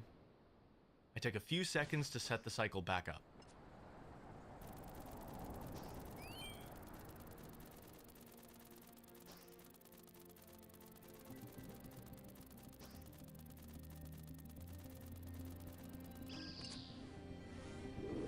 There we go. Yes! Oh, my forearm started to tense up so bad at the end. It's not over till I talk to Hans. I gotta get to Lumbridge. Oh my god, we did it! Oh, where's Hans? There he is! And the run is over! 10 hours, 33 minutes, the final time. We have a brand new Fire Cape world record on an Ultimate Ironman from scratch. I forgot it was with that haircut. Maybe I reset. After losing almost half my prayer points and a few minutes of time to that disconnection, we pulled it all the way back. And if that disconnection didn't happen, I would have done this whole cave in, what, 10 prayer points? That's insane. I had the leather body on for 4 out of the 6 hours. Super proud of this run. 3.5 years ago, I walked down this same road with a time of 34 hours and 23 minutes, ending my video by vowing to beat the 19-hour Fire Cape. And I'm really glad I got to keep that promise. Wanna know what's crazy though? Fire Cape Man 7 entered the fight caves with a 13-minute lead over Fire Cape Man 2, with the leather body, more efficient lizard kickers, without messing up Wave 11.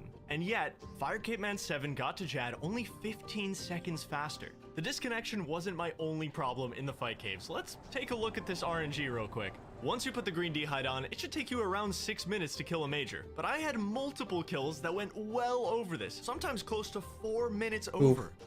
My god, that was almost like a 10-minute kill. With average luck on that final section, this run should have ended around 10 hours and 15 minutes. Seeing this category break the 10-hour barrier would be insane, and that proves it's quite possible. Here are some time saves you can try. But I also need to give a massive shout out to Evan Abi. He set the standards for this run, he showed everyone what's possible, and I don't want to take credit for that. He optimized this run to a brilliant level, and I'm really glad he was the first domino to creating a history for this category. A history that I hope continues for many years to come. Thanks for watching.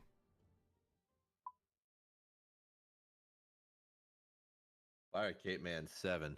That's right. Damn, rest in peace, Fire Cape Man 0 through 6. Yeah, and I screwed up my haircut on this one too. Which means I'm probably getting the world record here.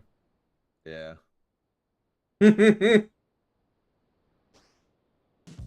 This is McTile. Let's see.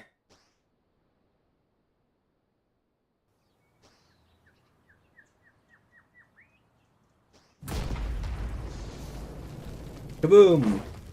Oh, hey guys. I don't use this term lightly, but I think RuneScape is in a golden age right now. The biggest World of Warcraft players are addicted to the game. What? No! The player count is at all-time highs on a random Sunday, and in 30 minutes as of me recording this, we're about to have the biggest update of the year. I don't know if you've ever heard of a little place called Varlamore. It has like the Colosseum and stuff. This update is essentially Varlamore Part 3, and it's getting a massive expansion. There's gonna be a new quest, a new endgame boss that's unlike any other boss ever put into the game, and brand new endgame gear that comes from that boss. We've also got a gemstone crab boss, a fletching activity. You see all of this empty space on the map? That's not going to be blank anymore. And it may sound like a lot, but I'll make sure it's not over. That was less than a month ago. I don't know exactly when it came out, but less than a month ago. So I've reserved the next, I don't know, let's just say the whole week. Like, I don't have anything going on. I'll play the whole week. I'd be lying if I said I wasn't most looking forward to the Doom of Macchiato. It's a new type of boss in the game. It's supposed to be really hard. Every time you kill it, it digs a level deeper, and you can choose to run away with your loot or keep pursuing it as it digs deeper and deeper, and things just keep getting harder and harder. And you can follow him all the way down to a level of 8, where, by Jagix's words, it's supposed to be able to test even the best of players, and that's where the loot is going to be insane. We're not only gonna try to kill it at level 8 today, but hopefully get insanely lucky on a rare drop on release day. That's the dream. And then, yeah, we'll check out the other cool stuff that's coming out, all right? Oh my god, the client loaded. We're in. We're in. Okay, there was a 1 hour delay on the update. I got about 4 hours of sleep, which is enough for today. My excitement will push me through today. That doesn't matter. Okay, we gotta do the quest. Level up. We gotta do the Completed. quest. Yeah, level 40. Let's fucking go. The Final Dawn. It's the last quest in the Varlamore saga as of right now, and to do the new boss, you have to complete it. Everyone was trying to do it as soon as they logged in, and it was honestly really fun to do a quest without a guide for the first time in years. Figuring out the puzzles and the boss fights made this a genuinely great time. It was a great quest. Oh, this is the end of the quest. We're done. Yes. Quest complete. Okay, we did it, guys. Free prayer experience. I want to fight the Doom. Where's the Doom? Show him to me. I bought a walking pad recently because I've been on my health grind and I kind of just wanted to walk while playing some RuneScape. And sticking with the theme of being on the health grind, today's sponsor is AG1. I've used AG1 for several years now because healthy habits are hard. And the simplest thing I've ever done to improve my health is AG1. If you've ever been a doubter, there's never been a larger set, and I can feel Beck and Blade for completing the Final Dawn quest, and it's basically a dragon scimitar, but with a way better special Already attack. did. Might be a good We early good. game Iron Man weapon to rush. I decided to sacrifice my first ever attempt at the boss in order to monster examine him so I could help other people and myself find out what setup would be the best here. Okay, I was able to monster examine everything, so I'm gonna put it in our chat. Nice, nice, nice. I saw that he had a massive crush weakness and a high magic level, so things like the scythe on crush and the twisted bow would be really good here. Okay, scythe is actually melting this thing. Wow, the damage feels insane. Only thing is, it looks like the boss can melee you, but I'm sure there's a way around that. Okay, so this was in like the trailer. You have to spawn this orb to protect you from the slam. Okay, how the hell do I use this thing? Oh, good night.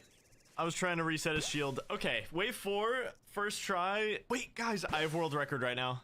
3 is the highest wave anyone has completed. We are on pace. I'm gonna try ranging next because it just seems so much easier to survive not in melee range. I'm definitely not gonna claim any loot unless I see a rare drop. We're just going as deep as we can. Nice, okay, I cleared 4 second try. Range seems to be the play. Okay, that's my bad. Oh, that's a new thing.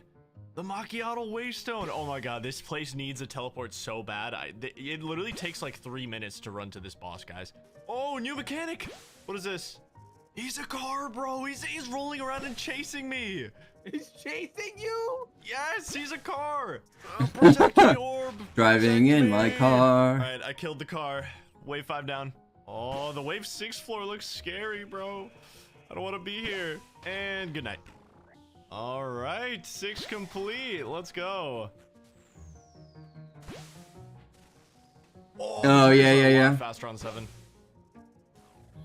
Oh, damn. I forgot to reset him. I needed to melee. Yeah, this boss has a lot of mechanics. I needed to go up there and reset him with a melee hit so he stops charging up and doesn't one-shot me. But at the same time, I needed to stop that larva. It's definitely from hitting him, confusing. and I needed to pray against all of his orb prayers. There's a lot going on.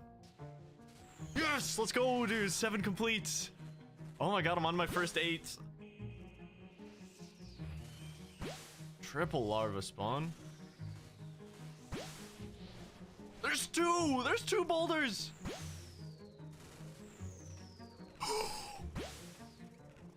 Okay. We're fine. We're fine. No! Oh, good night. Died with like 5 brews there. The orb thing does feel very punishing. I feel like they're probably gonna change that, make it a little more lenient, because I can see a lot of people getting pissed at that. I got to delve 8 several more times over the next couple hours, and I just kept barely falling short. And it came to a point where the sleep deprivation was setting in. I actively felt like I was getting worse at the game, attempt after attempt. I took a 2-hour break, I napped, I drank some water, and then this happened on my 2nd attempt after coming back. Yes, yes, yes, dude. I just needed to step away. I literally just needed to step away and take a break, dude. Yes, that was so close. The DPS came in for me there. I can take my loot or keep repeating level 8 as much as I want. I mean, you probably want more supplies if you plan to keep going, but I'll give it a shot. I'll go for level 9. Okay, not a great start. Basically. Okay, 0. Another 0. Oh my god, please just hit something. Oh my god, that was a full minute because the orbs just spawned. That was a minute where I just didn't do more than 100 damage. Oh my god, that was terrible luck. All right, it's fine. I'm happy I got my completion. There's around 800 completions in the world right now, and if you do the math on the high scores, it's around like 140, 150 players that are responsible for these completions. So yeah, the boss is hard. Like, it's pretty hard that only 150 at best people have done that by now. There's so many mechanics to think about. They're all pretty damn punishing on level 8, and yeah, I'm really excited to see how the meta evolves for this boss. But right now, it's pretty hard. If you're struggling, honestly, just take a nap. It'll work. While fighting the Doom, I was in a call with Sync, and I made him a deal. I told him I would do the boss until one of us got a rare drop. It's still day 1, so everything is ridiculously expensive, and there's 3 big ticket items you can get. The Macchiato Cloth, which makes the new best magic gauntlets in the game, the Eye of Ayak, the new staff, or the Avernic Treads, the best boots in the game for every combat style, which are still over 1 billion GP at this point. So the deal was on, no matter how long it took. No way! Oh my god! The cloth! What? I got the cloth! I got the cloth on wave 2! Did you actually get a drop? Wave 2, bro! Dude, no way. No way! Well, there's the drop. There's the drop, dude. I cannot wait to find out how rare that was. So now that I'm about to be an owner of the Confliction Gauntlets, it's probably best you know what they do. They not only have the best magic damage of the game, but they also have a passive effect where if you miss a magic attack, your next one will have double the accuracy. It's kind of like miss protection. It's really, really nice. Yes. Oh, the animation. Oh, this is such a cool animation. Okay, so you put it into the cloth, sprinkle some demon tears. Wow, that's so cool.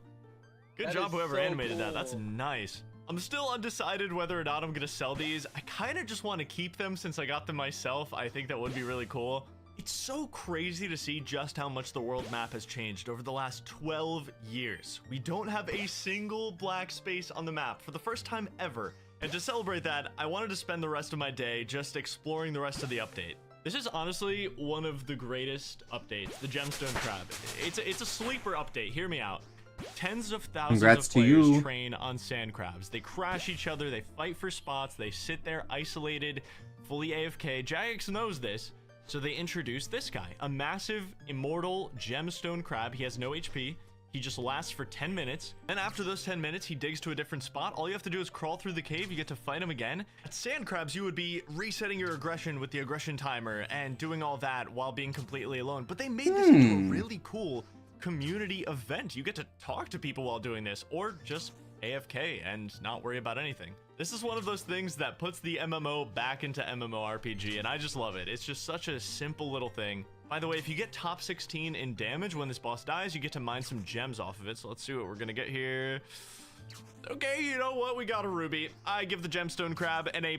Oh, dude, the music in this area, it's beautiful. All right, you know what? Let's go milk this buffalo. Buffalo's sinking. I'm really trying to be patient here. Thank you. Finally, I get my turn. I'm checking out the new fletching minigame now, and I gotta say, this is also just another massive W update. So after you do the little mini quest that explains how this all works, you run around the forest, build these totem sites. You have to carve the totems into the shapes of the animal spirits nearby, and that's going to give you better offerings from the Ents. And then decorate the totem with bows or shields, whatever you can fletch. So not only do you get XP for that, but these Ents will also leave offerings which you can exchange for different rewards. One of those rewards is the fletching knife, which speeds up fletching by 33%, Whoa! which is awesome. And we have the bowstring spool, which basically holds a ton of bowstring in one slot so that you never have to withdraw 14 and 14 bows and bowstring from your bank ever again. If you're an Iron Man, you probably already have a bunch of bows in your bank collecting dust, so using them for some extra XP and some rewards might actually be pretty nice. All right, I just bought the very, very expensive Avernic Treads because I want to try them out. Even the base variant of Avernic Treads are basically the best boots in the game, but when you upgrade them with all the previous best boots in the game, they get even better. Especially for things like raids, never needing to switch my boots to a different style because I just have the best pair of boots for every combat style on me at all times. It's just such a huge quality of life upgrade. We are back at the Doom for a bit to test out the Treads. They do give the Twisted Bow a max hit. Oh, there it is. 86. We hit it. What a normal average amount of damage. Jesus Quest Christ. Complete Shadows of Custodia. It took like 10, 12 minutes. And this quest unlocks the brand new Stalker Den and all the monsters that are inside of it. Inside this Slayer Cave are these new Elder Custodian Stalkers. Me when I like old janitors. I don't know.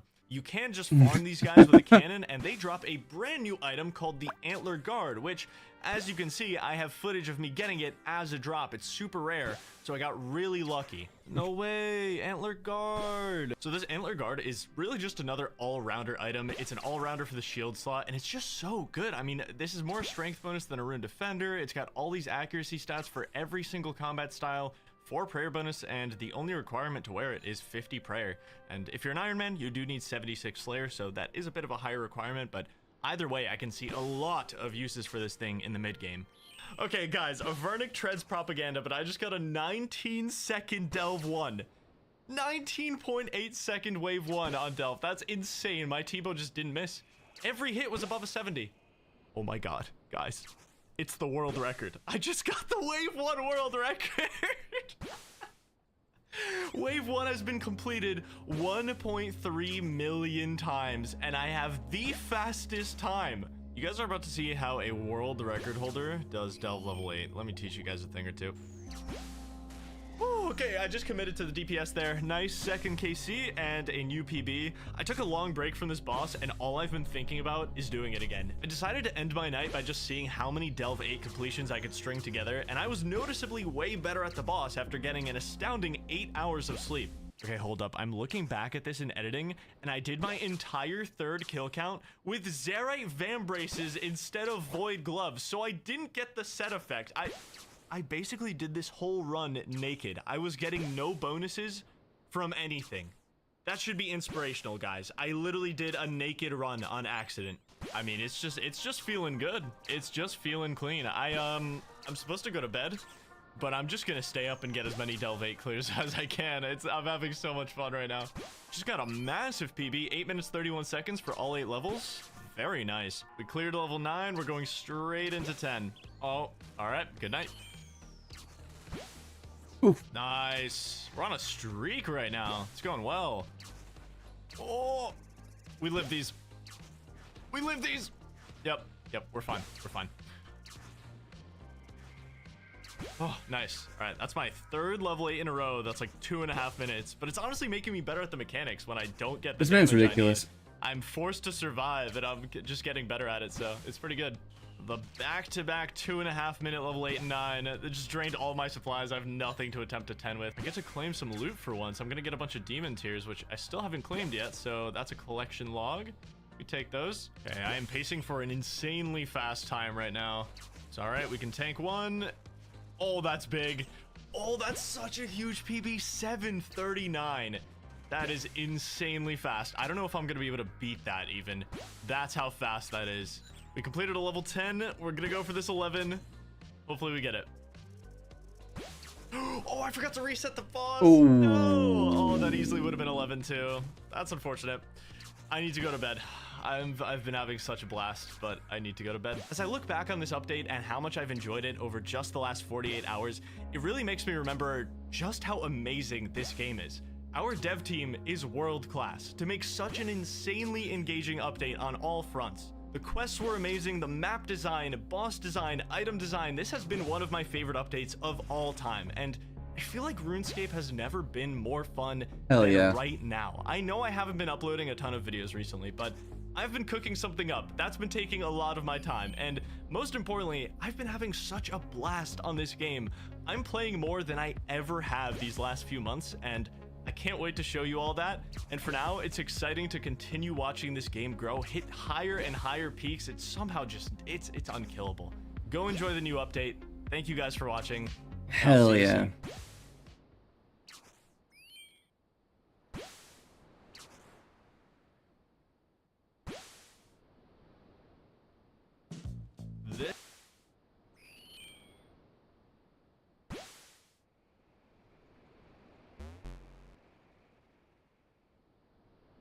The original Phase 3? The Dwarf Cannon that never was? What series could be next? Low Life 110? Everything will be revealed and explained to put a cherry on top of all 21 episodes of Nightmare Mode.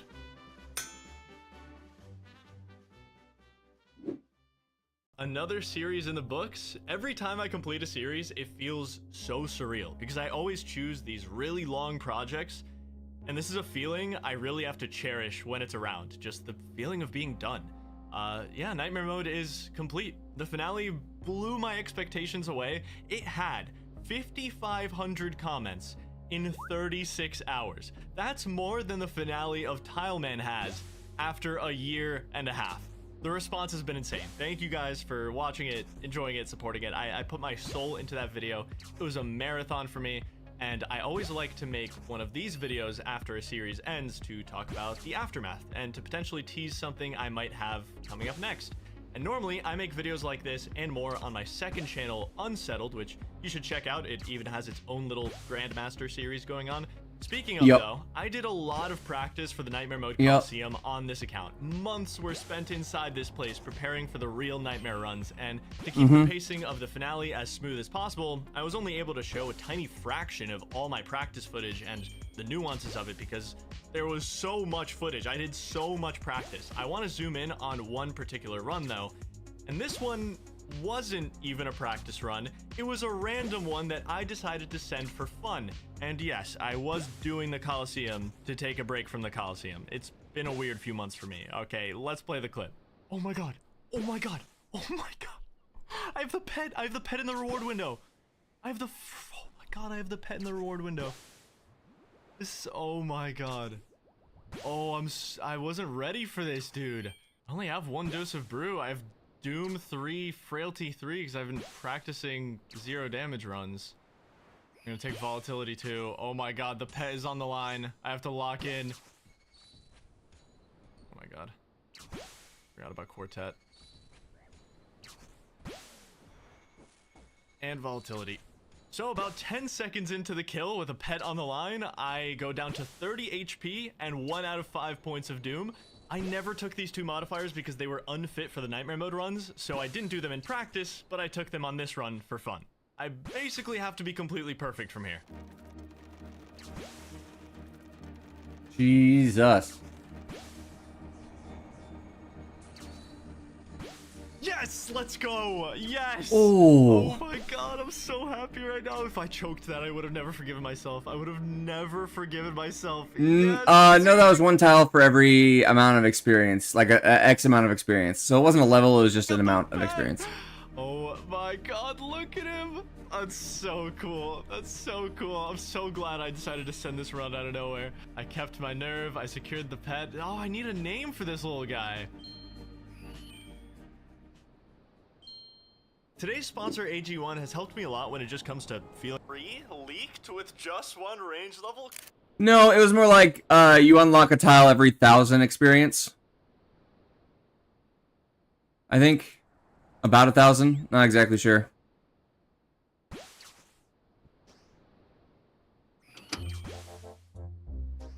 One final thing about these McTile practice runs. You might have noticed during a lot of the ones I showcased in the finale, I was wearing this gear during the soul fight. Saradomin Godsword with full Torva. You might be thinking, that's a lot better than the Nightmare gear. This setup is almost 1 billion GP. But funny enough, if you don't use prayer or potions with this setup, the Colossal Blade is a better weapon than a Godsword on Soul, making the Low Life 109 setup better than this one. It was a little bit harder to get kills in this setup than the real deal. I scored my first 0 damage kill with this setup on my 17th Coliseum completion, and then immediately did another one the next run. And that was probably where I got my biggest uptick in confidence. I was so confident on Soul at one point that I was almost positive if I do get there on Low Life 109 and I die there, it will be to a sand pool. No way that spawns there. Another L to the sand pool. By the way, I posted both of the unedited Low Life 109 Wave 11 runs in the description, so if you want to take a look at those, they're down there. Okay, so if my heart wasn't always set on beating the Coliseum to end Nightmare Mode, what was the plan for Phase 3? On October 28th, 2024, I had a plan. Across the series, you may remember that I thought I had a surefire way to get the cannon in the future. And I do believe I can complete Dwarf Cannon on here. You guys think I've forgotten about Dwarf Cannon? Did you really think I forgot about it? This was that plan. Now you may remember, to get the cannon, you need to fix all 6 railings in the dwarf camp. It only uses your crafting level to determine a success or a failure, and there's only about a 16% chance that you do this at 99 crafting. For context, when you get 99 in a skill on RuneScape, you are considered a master of that skill. There's nothing you can't do. So I created a Twitter burner account called AdamantDemon32, whose entire personality was having 99 crafting. So in this line of thinking, I set up a scenario to mod Ash. Isn't it a little ridiculous that as a master of the skill, I can't fix a simple railing without smashing my fingers with a hammer? I was basically suggesting at 99 crafting, you shouldn't be able to fail this. And Ash gave me a somewhat promising reply, basically saying they could do it, but it's low priority, which I totally understand. So in the meantime, the plan was to grind out 99 crafting, get the cannon, spend a couple days doing risk-free combat achievements, and retire as a perfect, undamaged nightmare account. That was phase 3. About 2 weeks later, I got confirmation of the account never taking damage in preparation for what I thought was going to be a finale release in January. I wasn't even sure if Jagex was going to be able to verify the account. I originally asked if it was possible to get this information in March of 2024, 8 months earlier, and the account had been damageless for just a few months at that point. The theory was that it could be done, but it would take a lot of computing power, so we would revisit it when I'm closer to finishing the series. So it was really cool to see that they could actually do it. And then a couple days later, something would change my mind entirely about retiring the account. It was actually a comment I read, which it was really simple. I can't even remember exactly how it was worded, but it said something along the lines of, "I can't wait to see what crazy thing you have planned for phase 3. And for the first time in a while, I thought, is this really the best I can do? I thought back to something I said 6 years ago. I've always enjoyed challenging myself, and I'm constantly searching for a way to improve myself and push my limits. I feel like I've always had this kind of philosophy to push things as far as possible, go out of my comfort zone, go beyond my expectations for myself, and I didn't really understand why this time felt different. Why am I trying to retire on easy mode? It was that conflict with me as a person and me as a video maker and storyteller wanting every story I tell to end perfectly. I've never had these two halves of myself clash like this, and in the end, I figured out what I had to do. I couldn't let the account go out with a whimper, so thinking back to what could really be the biggest thing I could attempt, I decided the Coliseum was perfect for phase 3. And to try to get my perfect story, I figured I will practice for months and make sure I'm ready before giving it my all. So when I double click a prey melee on a manticore, which I've probably killed over 1,000 times perfectly, it hit me like a truck. That's when my perfect ending died. That's where I thought it's over. Like everything I've just been practicing for, this vision I had, it's all gone. It crumbled to dust in that moment. You want ads that drive results. That's why Blah, we blah, built blah. Roku Ads Manager. Sign up at ads.roku.com. Gut-tastic, the incredible feeling from adding Mira fiber to your gut routine. And when I say I'm a perfectionist, I really do mean that. I'm very type A, so to face that ending and then turn it into something that I absolutely loved was such a massive barrier for me to break. It's one of the most impactful things that this series taught me. And everything that I felt like I learned, I just spoke from the heart in that final 2-minute section of the video. I went out of my comfort zone, I did things I thought I was incapable of, and I'm so glad I went for it. I felt like there were so many powerful shots in this finale, and a lot of that is thanks to 8sat, by the way. The 3D animation he was able to put together for the Coliseum lowlife shot was insane. This was a shot that I knew I wanted to do as soon as I picked Coliseum as my phase 3 goal. I mean, I had my heart set on it. 8sat made it a reality. And then when we come back to them for the outro sequence, that was so special. I actually broke so many times recording the final lines of the episode. If you heard my voice breaking on that final word of the series, that was real. I literally could not record those lines without breaking. I kept watching with the music and the video, and I could not do it, so I just ended up leaving it in. So I love how the outro came together, but even though I had accepted the fate of how this video was going to end, I was a little worried about how it would be received by the audience. So I had this idea for the credits that I was planning out a month before the release, and it just got completely derailed. So it's story time. You may have noticed when the account took damage at the end of the video, I instinctually teleported away with the Chronicle. So the account got out of the Coliseum, and because I teleported, it gave me an idea to create what I thought was a really cool sequence that I would put after the credits of the video, which would give people a little bit of closure. For all intents and purposes, the account died here. I cannot stress that enough. When a Nightmare account takes damage, it's game over. When I created that account, the plugin encrypted the password, it saved that encrypted password along with the one and only secret key that could decrypt it, and when I took damage, that key was permanently deleted, making the password unrecoverable by any mere mortal.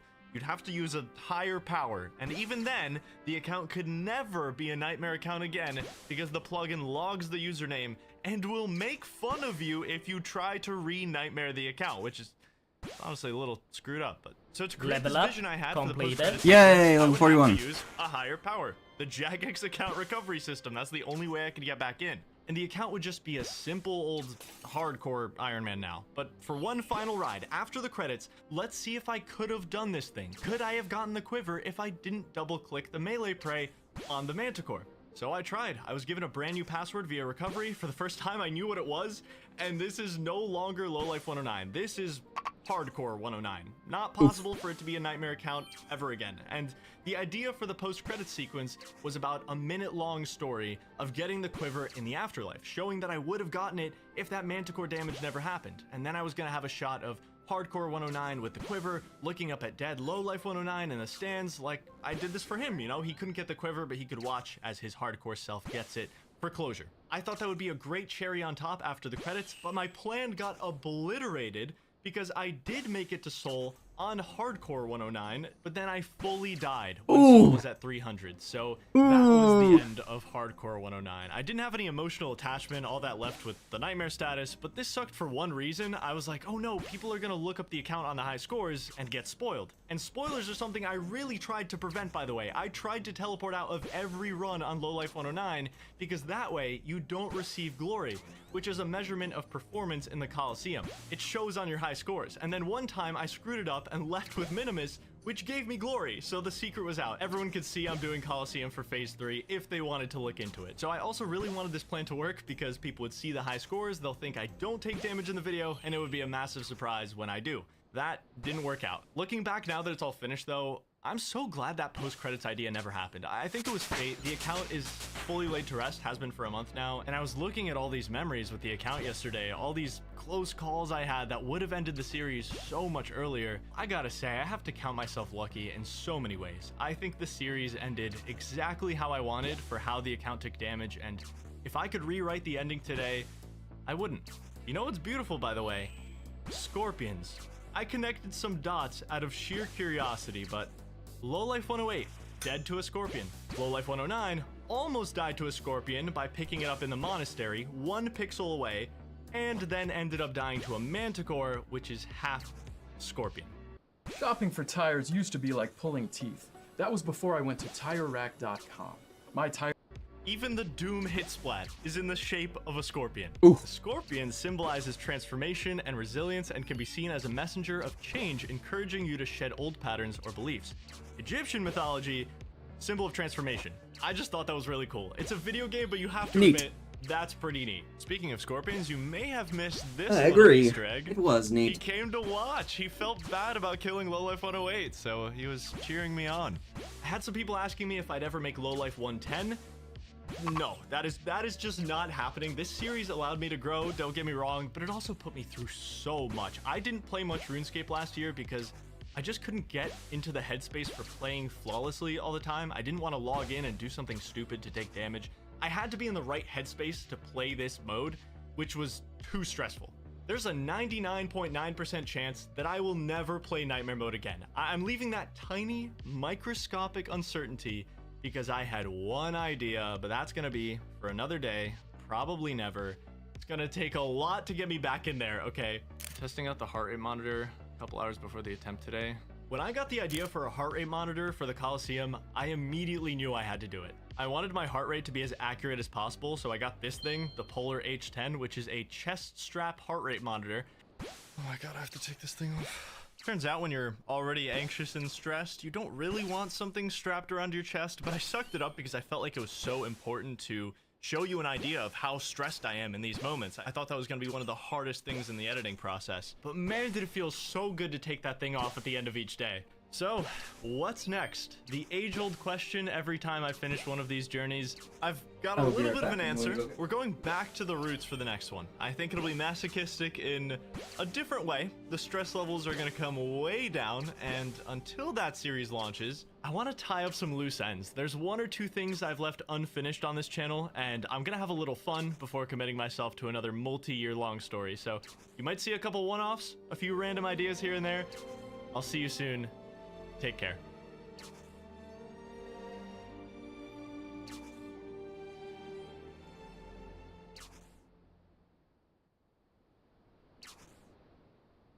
A day like this only comes by every year or two. Welcome to Old School RuneScape League's Raging Echoes. On rare occasion, Old School RuneScape lets players live out their wildest dreams in a limited time game mode, Leagues. A new set of worlds is created separate from the main game with a whole new rule set. This year, we are area locked with a twist. What a novel concept. This is the best time of the year to be a RuneScape player. So naturally, it's time for a new journey. We're going to be unlocking areas one by one up to a maximum of 3, gaining insanely powerful and game-breaking relics, defeating overpowered new echo bosses for some of the rarest, greatest, and never-before-seen weapons in the entire game. It will be using combat mastery points to create insane builds, basically like you're playing a roguelike. It's so cool, all with boosted XP rates and drop rates. And I'm excited for that. Everyone's an Iron Man. I know it sounds complicated. Don't get overwhelmed. I will hold your hand through this entire thing. I don't mind explaining it all because this is the most fun time in RuneScape history.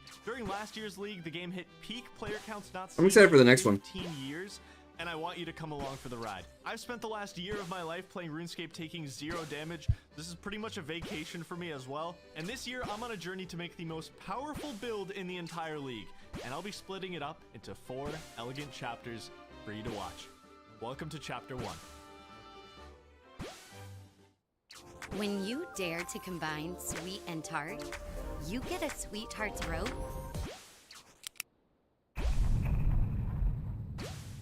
There's a delay. Oh, I'm in. I'm actually in. I'm not even kidding. Yes, it's time, baby. Tasks. Oh my God, dude, the adrenaline coursing through my veins. I've been waiting 3.5 hours. So we do get 1 free area unlock. It's got to be Karamja. That's the only one they actually let you unlock. Oh my God, wait, is there no one around me, or do I just have Entity Hider on? Am I like the first player in this server? We've got our first area unlock. Now it's time to choose our first relic. There's some good options here, I'd say, but honestly, Animal Wrangler just blows everything out of the park. Gives you an Echo Harpoon. It fishes faster. All the fish are gonna go to the bank. It has a 50% chance of cooking the fish. It's so good, and it also gives some benefits to Hunter, like never failing Hunter traps and stuff. So yeah, we have our first relic. We are getting started. It's time to rush a ton of tasks. There's over 1,500 completable tasks this league that give you points to unlock more relics and areas. When you spawn in the game, the only goal is to get as many of these tasks done as physically possible. Guys, the Echo Harpoon in action. It's cooking my fish and auto sending them to the bank. It's so beautiful. Basically everything is a task at the beginning. So I'm going to speed run you through my first hour. Tier 2 relic unlocked. Yes. Okay, we have another choice to make. But first, a few years back, I was in pretty bad shape. I wasn't going to the gym. I was eating poorly. I was in a slump. I didn't really know why I was tired all the time with 0 energy. And it turns out it's going to give me a forager's pouch that's just going to find me random herbs while I'm doing gathering skills. And it gives me a 90% chance to save secondaries and makes Fordos potions. Most people in the league are going to be choosing dodgy deals. I'm going to be honest, this one looks so fun, but I'm going Forager for the late game and the long game. The tier 2 relic also has a passive that increases my XP multiplier as well, so we're going to be leveling up that much faster. This is just going to give me infinite amounts of potions later on when I'm doing raids and all my PVMs, so friendly Forager tier 2. All right, let's take a look. Yep, look at the little herb XP drop I'm getting. So every 5 seconds roughly, it's just going to find me an herb, put it in my pouch, and I'm getting XP every time it finds an herb for me too. Look at that, 20 seconds and I've already got 6 herbs in the pouch. Random events also give you league points, so I just got a mystery box that's 30 points. I had a plan to get my first 99 on the league in under 5 hours. So everything I did in this first day was trying to get me to that tier 4 relic. Ran into my first tiny roadblock, and that's since I didn't choose dodgy deals, I'm having a bit of a money problem, so I'm gonna do ham storerooms. I just need like 5,000 GP, get the ball rolling, and I think I can do everything I want. Okay, nice, getting some good jewelry here from these keys. All right, there we go. That's 5.7k, that's plenty of money. We're gonna get something a little special from this moss giant kill here, and that's our first combat mastery point. So this is the final piece of the league's puzzle.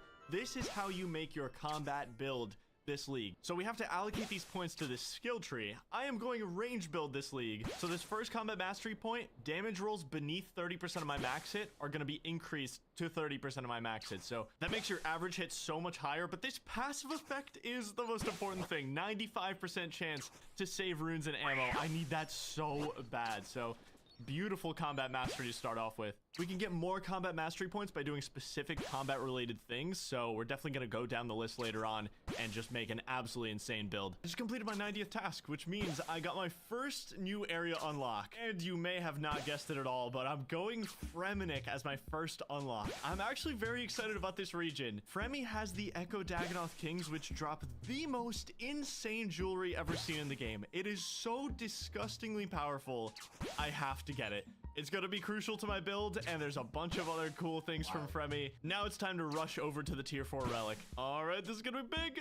Yes, the tier 3 relic unlocked. Okay, tier 3 is the teleport relic tier, and I'm not even going to discuss the other relics because Clue Compass is so good. It can teleport you to any stash unit in the game and to whatever is your current clue step, which means you can just rapid fire clues. Oops, I need to be near a bank to actually get the relic. This unlocks so many ridiculously useful teleports. I think this is going to be the most picked relic across the entire league. I can teleport to the sawmill. I can teleport to anywhere in Lumbridge Varrock. Like, there's so many amazing clue scroll teleports. Achieve your first level 50. The Echo Harpoon is putting in work, man. It's so good. And I'm getting a bunch of food for later on, too.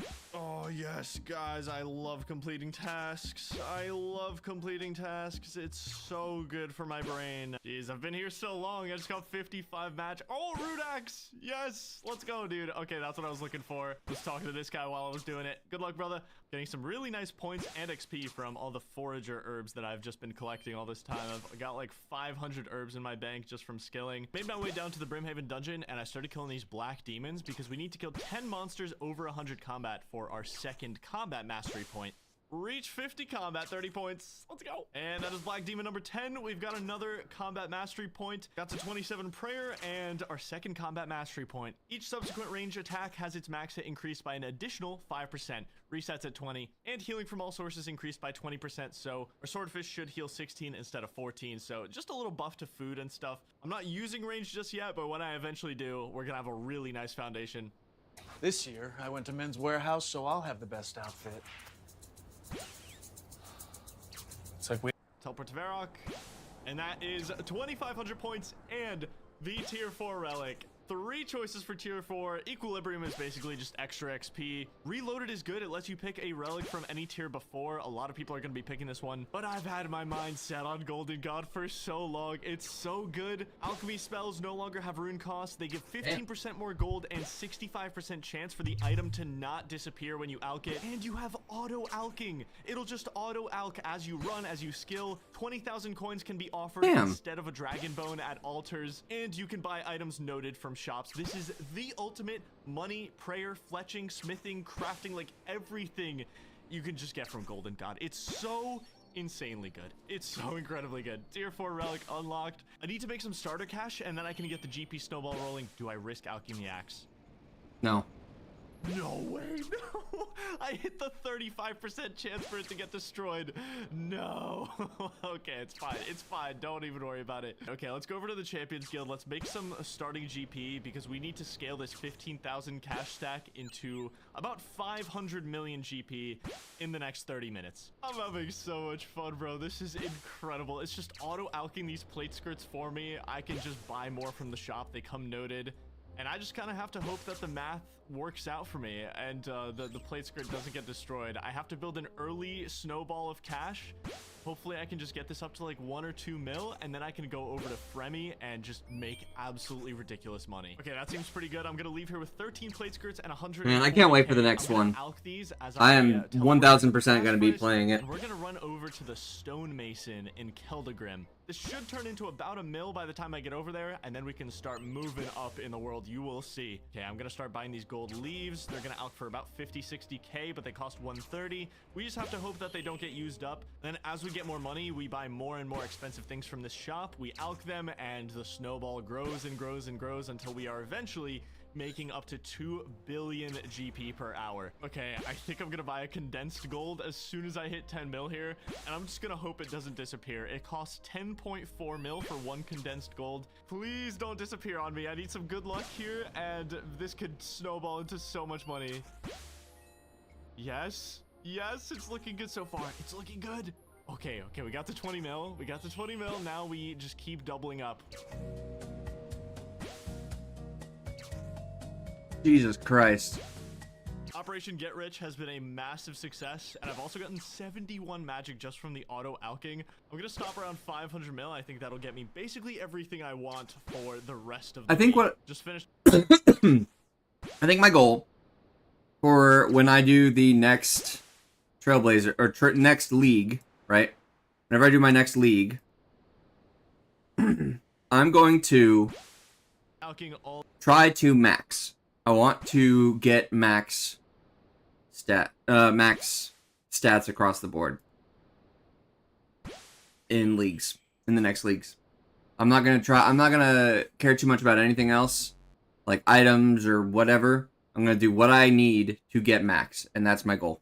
Of the condensed gold, I'm just gonna buy some copper so I have something to alch, just so I can keep getting magic XP, but I have all the money I need now. And I'm gonna keep making some steel and iron bars while I'm here. I want to make some knives, get that range training going afterward. I got up to 42 smithing at Blast Furnace, just making iron and steel bars, and now I'm going to enact the rest of my plan. It's time to get a bunch of oak planks. I'm going to train some construction. We're going to go straight to mahogany homes. Mahogany. Crazy surplus of money I have right now. I'm just going to get 75 construction insanely fast. 75 construction lets me get my gilded altar, and since I can use coins as bones because of the golden god relic, I can just get 99 prayer in probably like half an hour. I'm not even kidding. We're not even 4 hours into the league yet. I could have 99 prayer in the first 5 hours if I'm fast enough with this. Another reason I was making all those steel bars at Blast Furnace, you do need them for mahogany homes, and you also get a big bonus XP drop at the end of a mahogany homes contract, like that, 10,000, and since I have teleports all around Varrock, I'm going to be completing contracts left and right very, very fast. Took me probably like half an hour of mahogany homes to get 63 construction, and I got a bunch of reward points, so I can use those later for more league points. But now that I have 63 construction, I can just sit here with all these marble blocks, which, you know, costs like 400k each usually, and it only costs 1 marble block to build a marble fireplace. I can just keep removing this, building it. This should be around 4 to 5 million construction XP per hour. Means I should only need to do this for like 15 minutes tops to get 75 construction, and this motherfucker can get max in like 3 hours. Construction is one of the longest skills to max. Holy shit. And this game mode's broken as hell, and I love it. Build myself a gilded altar. Okay, and last marble block, 75 construction done. Beautiful. Let's get out of here, and we're gonna build ourselves a chapel here. Yes. Okay, now let's get in here, build ourselves a gilded altar and marble burners, and we now have the perfect recipe to get 99 prayer in like 25 minutes. No way! I need 30 fire making to light the burners! There we go, 30 fire making. I'm gonna go back to the stonemason real quick just to get something that I can alch while I train prayer. I want to buy a bunch of marble blocks or something, just so I can keep making more money while I train prayer. More than his 497 mil. 2 burners lit. And now we just use coins. Oh my god, that is ridiculous. Jesus. 4,000 prayer XP every single game tick. Look at how fast I'm leveling up. I am getting 23 mil XP per hour right now. That is insane. First level 90, 200 points, 14 minutes into using coins. There's the first level 95. Jesus 200 fuck, points man. as well. This is also just amazing points for me right now. That's ridiculous. With hair like that, she's not looking at the baby. And there we go, baby. 99 prayer done. Oh my Holy god. fuck, that was man. So fast. That was so fast. Now that we have 99 prayer, let's put on protect from melee for a task for the first time. I don't think any of these other ones are tasks, but I figured I would check. We are officially around 5 hours into the league. I don't know if I'm the first one to 99 prayer. I assume someone had me beat. I decided to rush this like 30 minutes before the servers dropped. Oh yeah, I can't get the cape. It's blocked off. I forgot. Well, that's okay. I don't need the cape. If someone chose dodgy deals, they definitely beat me to 99 prayer if that was their goal, but I'm probably in like the top 3. What's the average for that 99? It's different per one, right? It's different per skill, but for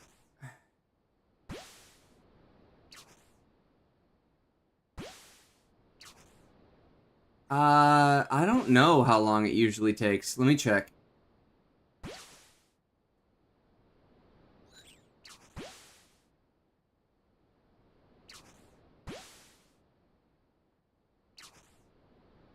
All right, if you're playing a regular account, right? One that you can trade with the GE, etc., etc. And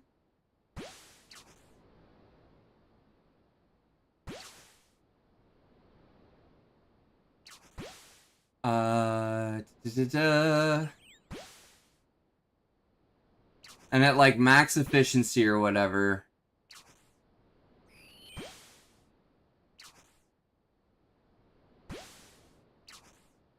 I'm trying to find the exact.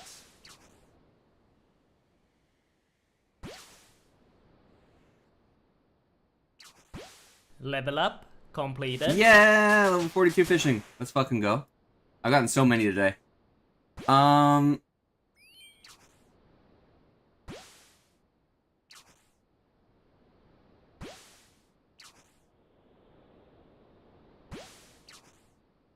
Okay, let's see. Hang on, I'm gonna do some math.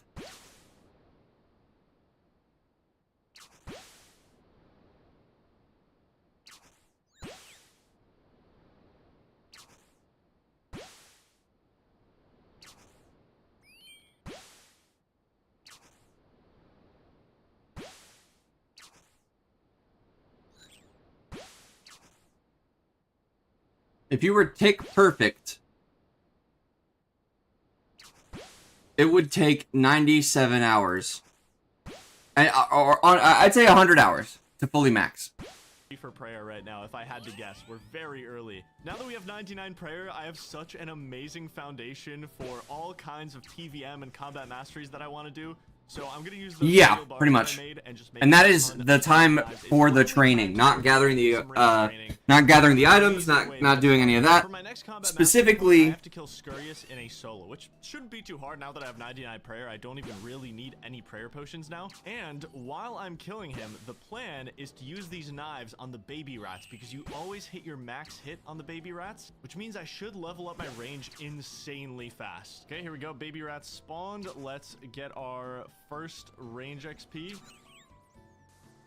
Straight to 20 range from one spawn of his and that is pure tick perfect, which I definitely am not. I should really just go buy it was probably more along the lines of 6-7 days, I'd say, for the less efficient among us, such as myself. I just want to train my range a little more. Okay, let's buy a bunch of blood runes just to make this Scurious kill easier. Once I get one kill, it's going to be so nice because that third combat mastery for range is a massive power spike. I bought myself a bone crossbow and 100,000 bone bolts, but I'm gonna be honest, knives might just be better after I get this third range mastery. I'm gonna have to see. It's time for the Scurious kill, and hopefully we level up our range a ton throughout this fight. That would be great. Getting a little low on prayer, but look at the range level from this one kill.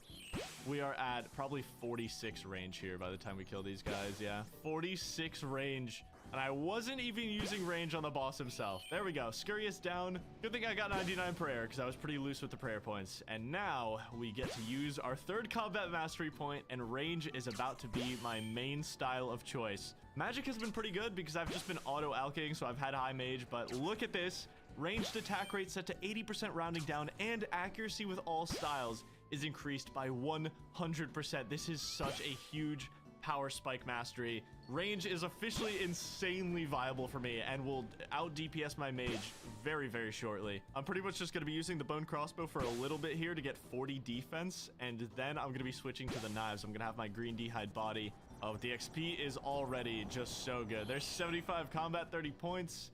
We're wearing full green d'hide now, and look at the speed of these Jesus. knives. It's so satisfying. It's just so satisfying to watch them go. And they're pretty damn accurate thanks to that tier 3 mastery, so this is pretty damn good. I mean, as my range level gets higher, it's just gonna get more and more ridiculous. The DPS is gonna get crazy good. All right, there we go. Perfect Scurry is done, and another task, 5 collection log slots. Got the longbone drop. Oh, yes. Oh, that's so good. We got the Scurrious Spine. Okay, that's insanely good, but I do need a U short bow in order to make it into a bone short bow. And I can't fletch one of those yet, so I'm gonna have to get it through medium clues, I think. Okay, just bought myself every single rune in the game, so I never have to come back here. I'll just have infinite runes for the rest of the league now, which is great. I don't know why I didn't do it earlier, but I'm gonna take a quick break to try to grind out some tasks because I am fairly close to the tier 5 relic at this point. 850 points from the next relic and only 20 tasks until I can choose my next area, which is pretty exciting. I haven't killed a goblin yet. How have I not done that? I have a Slayer task of skeletons, and I am just absolutely ripping through them. It is very, very fun. First beginner clue, give me some uniques. What?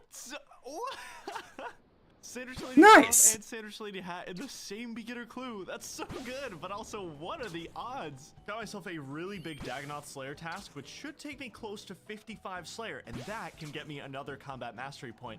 And it'll unlock a bunch of Slayer monsters that will get me even more league points, get me closer to this tier 5 relic. So I'm just gonna sit here for probably like 15 minutes and do this Dagonoth task. Dagonoth task finished, and we went all the way to 76 range from I think like 63 is what we started the task with. So that alongside 51 Slayer, that was a massive, massive success. Very, very happy with that. Don't ask me why I didn't do this sooner, but there we go. Got an Ava's accumulator. Just did the most important task in the entire league. At Planet Fitness, no two members are alike, but they all have one thing in common. Wait, you know, in the end, points? Wow, I had no idea. I'll always be there. For permanent access to the sometimes dungeon, if I shout. 100 points.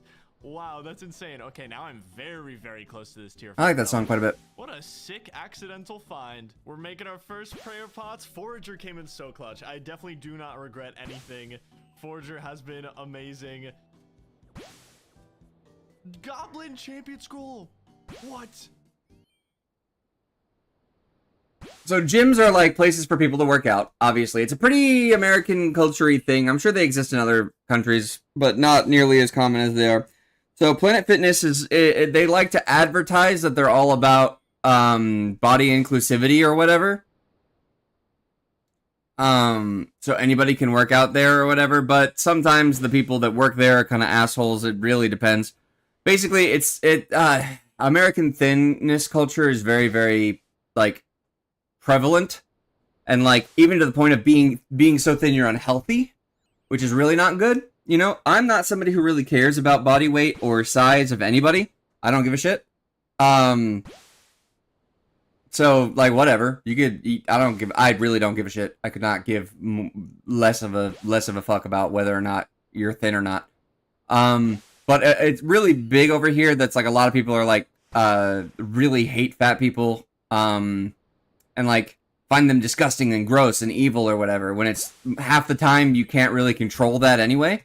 And the other half of the time, what does it matter? You know, why do you care what this other person's life is? You know, like it's literally not affecting you how they are, you know? So it's just a very common thing over here for people to be really like hateful of fat people.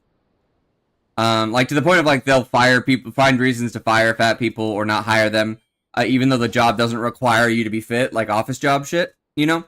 So it's a very unfortunately common and pervasive thing here. So like gyms are very common because they prey on people's insecurities about how fat they are. etc., etc. I'm pretty fat. I'm like 320 pounds. I'm also 6'3", so I'm not like very overweight, but I am overweight. I just stretch out longer because I'm taller. So, I'm a pretty large person, both in like height, stature, and width. So, you know.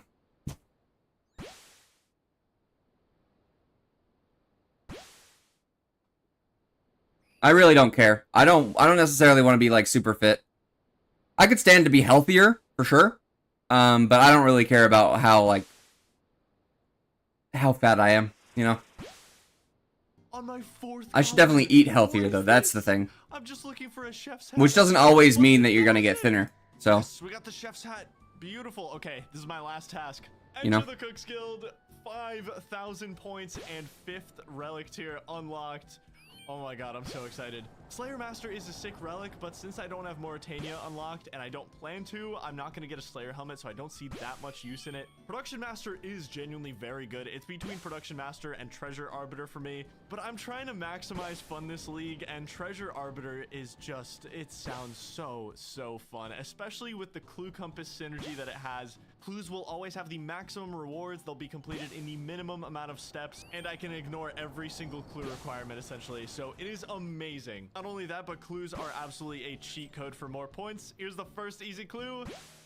Boom, look at that. That's 2 medium tasks off my first easy clue. Okay, so Treasure Arbiter locked in, and my XP modifier just went to 12 times, so I can actually feel good about training Slayer now. Now that I have Treasure Arbiter as my tier 5, I do really want to grind out a ton of clues. I could probably finish like 100 clues in an hour, if not more, and just loot them all, get a ton of points, get a lot of cool rewards, upgrade my gear because my gear sucks right now. These greater demons are my Slayer task, and the relic should make hard clues drop from them at a 1 in 15 rate, so I can farm up some really good gear just off this one task. Oh, as I was saying, scroll box immediately. Day 1 isn't even over yet. I've got 5,300 points right now. I'm probably going to be up for a few more hours, but this is where I want to end chapter 1 of this 4-chapter journey, and I will see you next time with a massive update.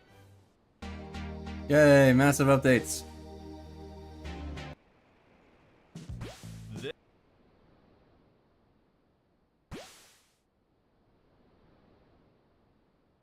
Okay, we just watched this one.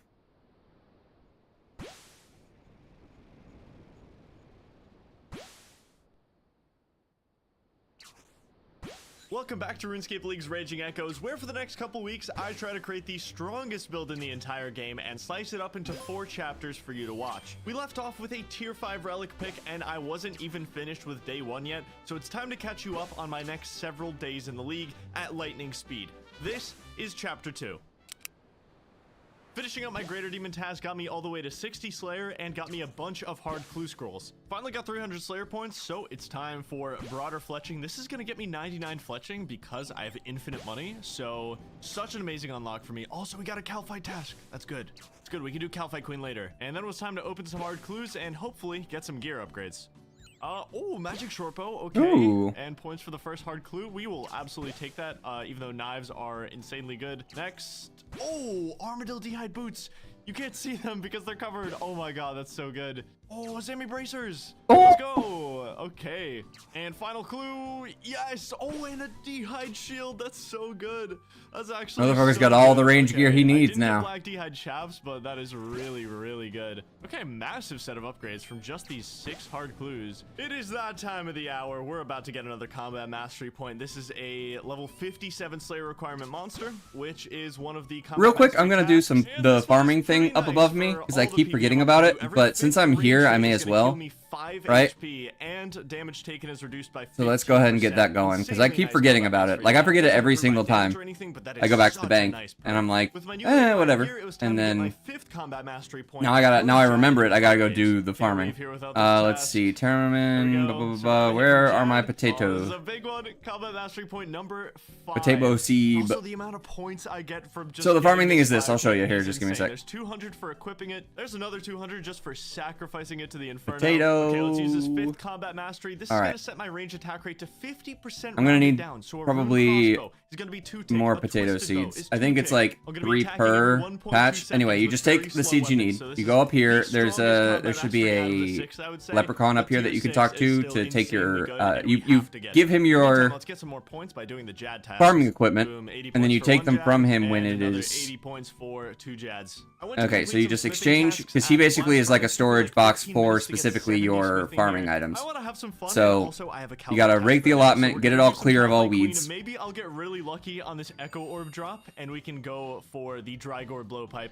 That would be really sick. I do only have steel knives right now, so we'll see how this goes. The steel knives work okay. I mean, they work really well on the second phase, but on the first phase, I am having a little bit of trouble. There's 80 points for the KQ, and a ranging potion as a drop is pretty nice, actually. Ooh, nice. There's 90 range. I ended Calvin at 16. Yay! Farming level wanted to 2. finish Let's off my fucking tier 6 go. range mastery before coming back. I fished some Karambwans, got a ton of clues. Yes, there's the U-Shortbow. That's actually so good. I can make a bone shortbow now with my Scurious Spine. Yes, look at that. That's gonna give me some crazy range and defense XP later. And oh, Gilded Square Shield and Rune When can I Crossbow. plant That's my crossbow done, and I have a onions sick at level flex 5? shield now. Okay. That's So so cool. On my second elite, there's the black D-hide, and we got the Armadillo D-hide. That's amazing. What a good clue.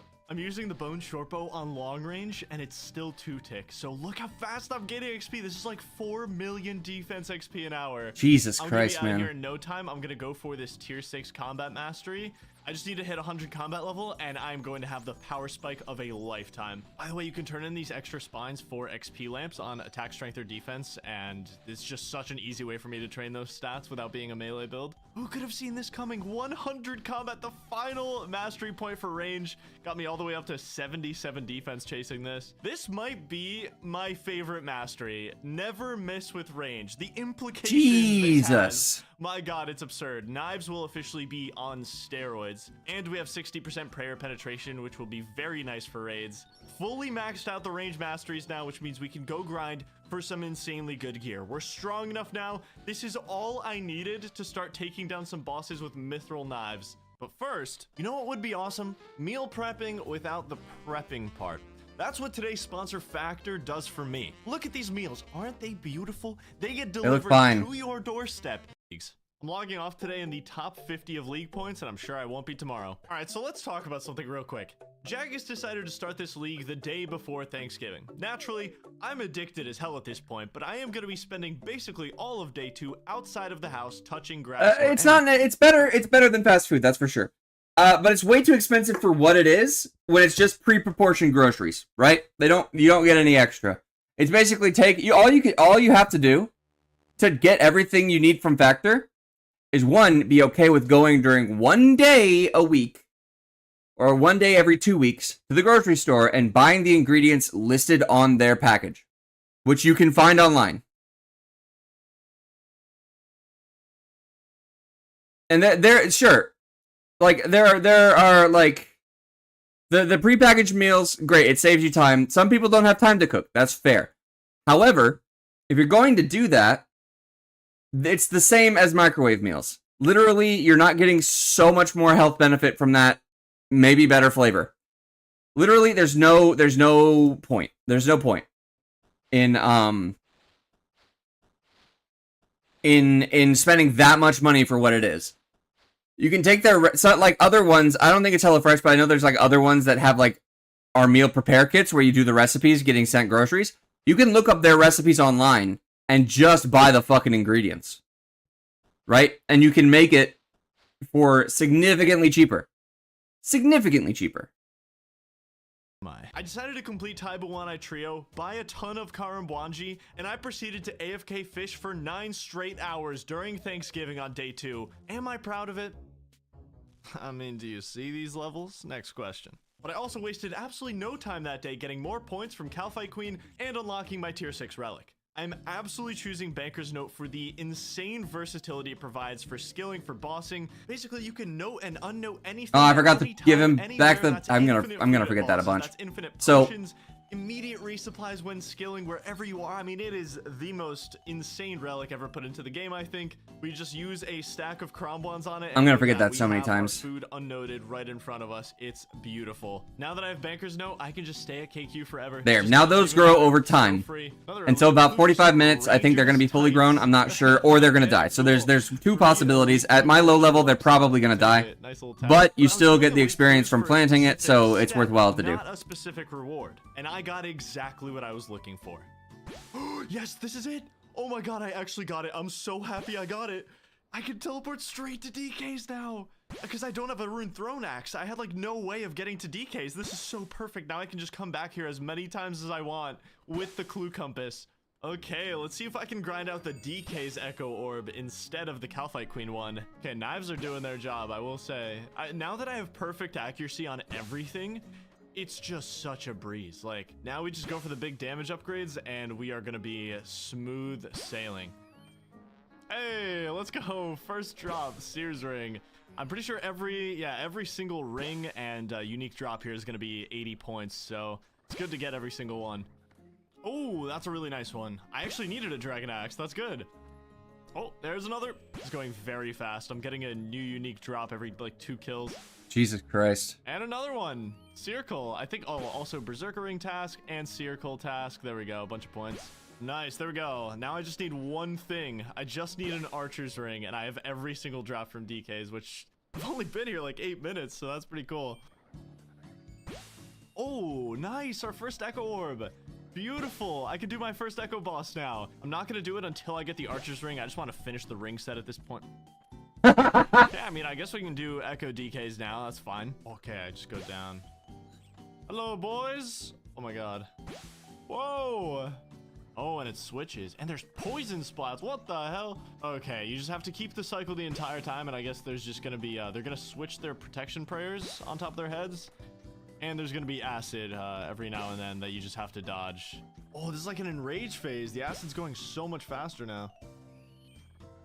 Oh, ooh, that was a big hit. Okay, now I understand though. The acid just goes every single cycle in that enrage phase. I think I can do it now. You have time to move in between the acid and you just have to keep the cycle going. Okay, nice. Yes, let's go. First Echo DK's kill. Kill 1 unique Echo Boss, 80 points. Got a little Sears Ring. What we're looking for is the Amulet of the Monarchs and the Emperor Ring. These 2 pieces of jewelry are so ridiculously overpowered. Nice. Nice. That's number 10. Getting a lot of Slayer XP. This is my task. Oh, 99 range on the Mithril Knife build. What a time to get it. I can't see anything. It's cool though. I've gotten so much XP here. We've got the maxed out range. Now we just need something better than Mithril Knives. Although I will say they are holding up pretty well. Oh, boom. Kill 25 Echo Bosses, 200 points. I'm honestly still really enjoying this fight. It's very satisfying. Key is to zoom in. If you zoom in all the way, this is how you get the drop. Yeah, clearly. Oh, it works. The Emperor Ring. I told you, dude. That's all you have to do. Boom. Equip 1 unique Echo item. Oh my god, the ring is so good, guys. I just want to point out, from 10 rings, it was a coincidence, but to 25. I'm getting 10 listen, rings. there are such things as superstition, and in this game, they're everywhere. So he just confirmed his own bias with it, meaning he's going to be zooming in for every drop from now until forever. So this is giving 15. A ring is giving me more range strength than these knives. We got our first upgrade, and now we got to go for the amulet. Before we go back to Echo DKs and get this amulet, I am going for a very overdue upgrade at this point. I just need to play 1 game of Soul Wars to get it, which will also give me some points. Yes, my team won. We got 300 zeal. Okay, we can buy 9 spoils of war with that. That's really good. And now we open all of these crates. Look at that, 700 Addy bolts and 250 rune bolts. That's so good. Now for a little Sudoku that I'm definitely not using a plugin for, and we can now buy cosmic runes here, and we're making the ruby bolts. We're finally going to be using a crossbow. It's a little overdue. This should definitely cut down my Echo DK's trips now. My last kill was 1 minute 19. That's like 50 seconds faster than my Mithril Knife kills. The back-to-back 100s. Let's go. Hey, yes. Oh nice. my god, we're done. Let's go, dude. Under drop rate all in all. That's so nice. There we go. 2 unique echo items, and that is the fattest DPS increase of all time. Getting 30 range strength from just my amulet and ring is insane. What a crazy power spike. I love it. I finally hit 72 herblore, which means I can make my own ranging potions for the Inferno. So I'm jumping in. It's like 1,400 points to complete the Inferno because you unlock all the Jad combat achievements as well. I have a very easy path to get the tier 7 relic in like the next 2 or 3 hours. So that's exactly what I'm going to try to do. While I'm in here, I'm going to try to do as many combat achievements as possible as well, because there are tons of tasks for combat achievements. I might as well try to get them all done. Just a basic rune crossbow with ruby bolts is just so disgustingly good. It's amazing. I do have a rune crossbow, which means I do have to go long range on the corners. I mean, this damage is crazy. He's already under 600. The shield hasn't even fully rotated there and back. I'm gonna skip Jad for another combat achievement. Not gonna touch him. Okay, healer's out already. Can I just out DPS them? Can I just like breeze through this? I don't know. After absolutely no one doubted it. There we go. Inferno done.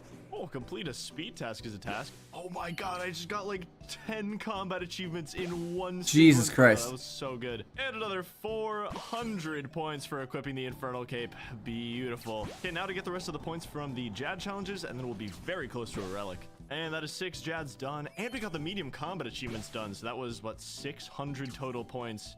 I will eventually come back and do the league only challenge, but I want a little bit better DPS before I do that one. That's going to be another 400 points, though, when I do it. It's just a lot tougher. Yeah, I unlocked this outer zoom limit. Look at that shit. Meow. Meow.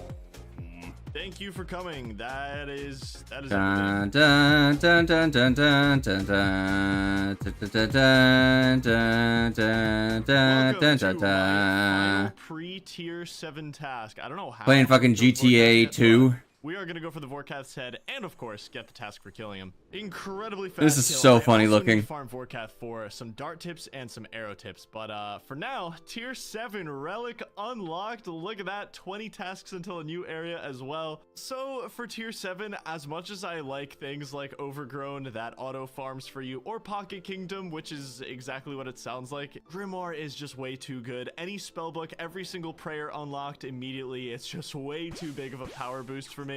And with this relic, we're getting our final XP multiplier. We're now going to be at 16x. But look at that. Rigor unlocked, Augury unlocked, Piety unlocked. Also, yes, I do know that technically, since I have perfect accuracy, I don't need to wear range gear anymore, but I still want to wear it because it feels right and fun. I've got a pretty nice sized AFK session ahead of me, and I'm starting it off with 99 fishing. I think I've got like 18,000 Karambons in the bank, half of them cooked. I need something new to AFK while I edit videos and stuff, so shooting stars are next. I'm starting at 50 mining. Let's see where we get. Great news, 5 hours later, I have now 82 mining just from mining shooting stars while editing. You love to see it. If I can get 85 or if I can get a dragon pickaxe, that'll be really good for TOA. Back to actively playing the game after a long mining session. I've got some unfinished business at the Calphite Queen lair. I am currently like 52 KC without the Desert Echo Orb. Oh! Alright, first kill back. We'll take it. Alright, let's go straight into the Echo fight then. I've heard from other people that the Echo fight has sort of like Leviathan mechanics. Okay, it has this like AoE sort of thing going on here. Okay, I should have stepped under there, I guess. Pretty quick boss, 1 minute 11, and I got a combat mastery point, but it doesn't mean anything because I'm just using range for everything this league. We have the second phase here, which is just a bunch of like Leviathan power surges. Got the hang of the mechanics at this point too. It's really just going under for the AoEs and then getting out of the way of the beams later on. Level up, completed. Yay! Drop. That's so good. My pickaxe. Thank you, Sea Engineer. My dragon pickaxe for TOA. There it is. And a nice little 80 points. Oh my god. Oh god. Oh my god. The blending. KC, baby, let's go. I just need to make some good darts too much for this thing, and we will have a 1-tick blowpipe. Yeah, I've got some Addy darts. Let's load this I don't thing like up. the blending too much. 3 unique echo items. Everything else is fun. I definitely want to get some better darts for this thing, which is why I'm gonna go over to Vorkath and try to farm some.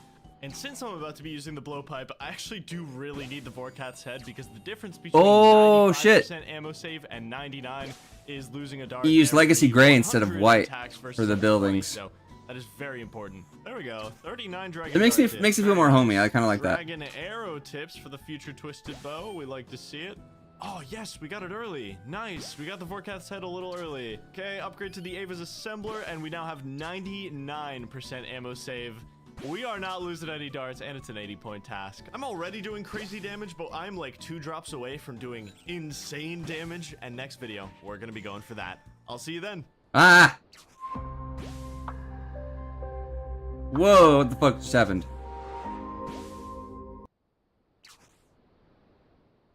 Welcome back to RuneScape League's Raging Echoes, where for the next couple weeks, I try to create the strongest build in the entire game and slice it up into 4 chapters for you to watch. Last time you were here, I finished off with my tier 7 relic, but I have to catch you up on what happened after that at lightning speed. This is chapter 3.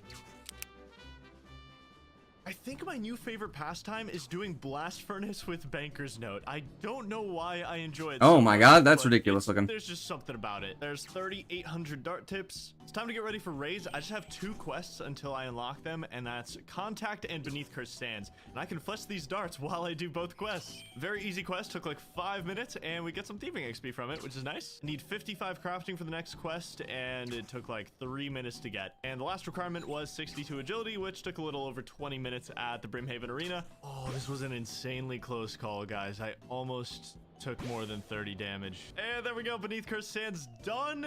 74 agility from that quest. Okay, I'll take that. Which means raids officially unlocked. I'm actually so excited to do raids. I've been looking forward to it all league so far, and I can just go and walk straight in right now. It's like it's right across the street. And you know what? I will just walk straight in. We're gonna start off with a little 500 invocation raid. This league made raids very special because for the first time ever, you can get every mega rare from any raid. So if you were to roll the Temekin's Shadow at a 1 in 24, you would instead get a mega rare voucher that you could go in and trade for any mega rare weapon of your choice. Which means a Twisted Bow with dragon arrows and perfect accuracy is on the table. Just 1 in 24. I'm so curious Jesus to see Christ, what Ruby that's way Bolts and this too. blowpipe can do to these bosses. I mean, this is I know, right? This is It's gonna be like a 1 minute look at that. 30 kill or something on level Up real close. 500 invocation, 127. Like I'm watching myself from behind the tree. Hold up.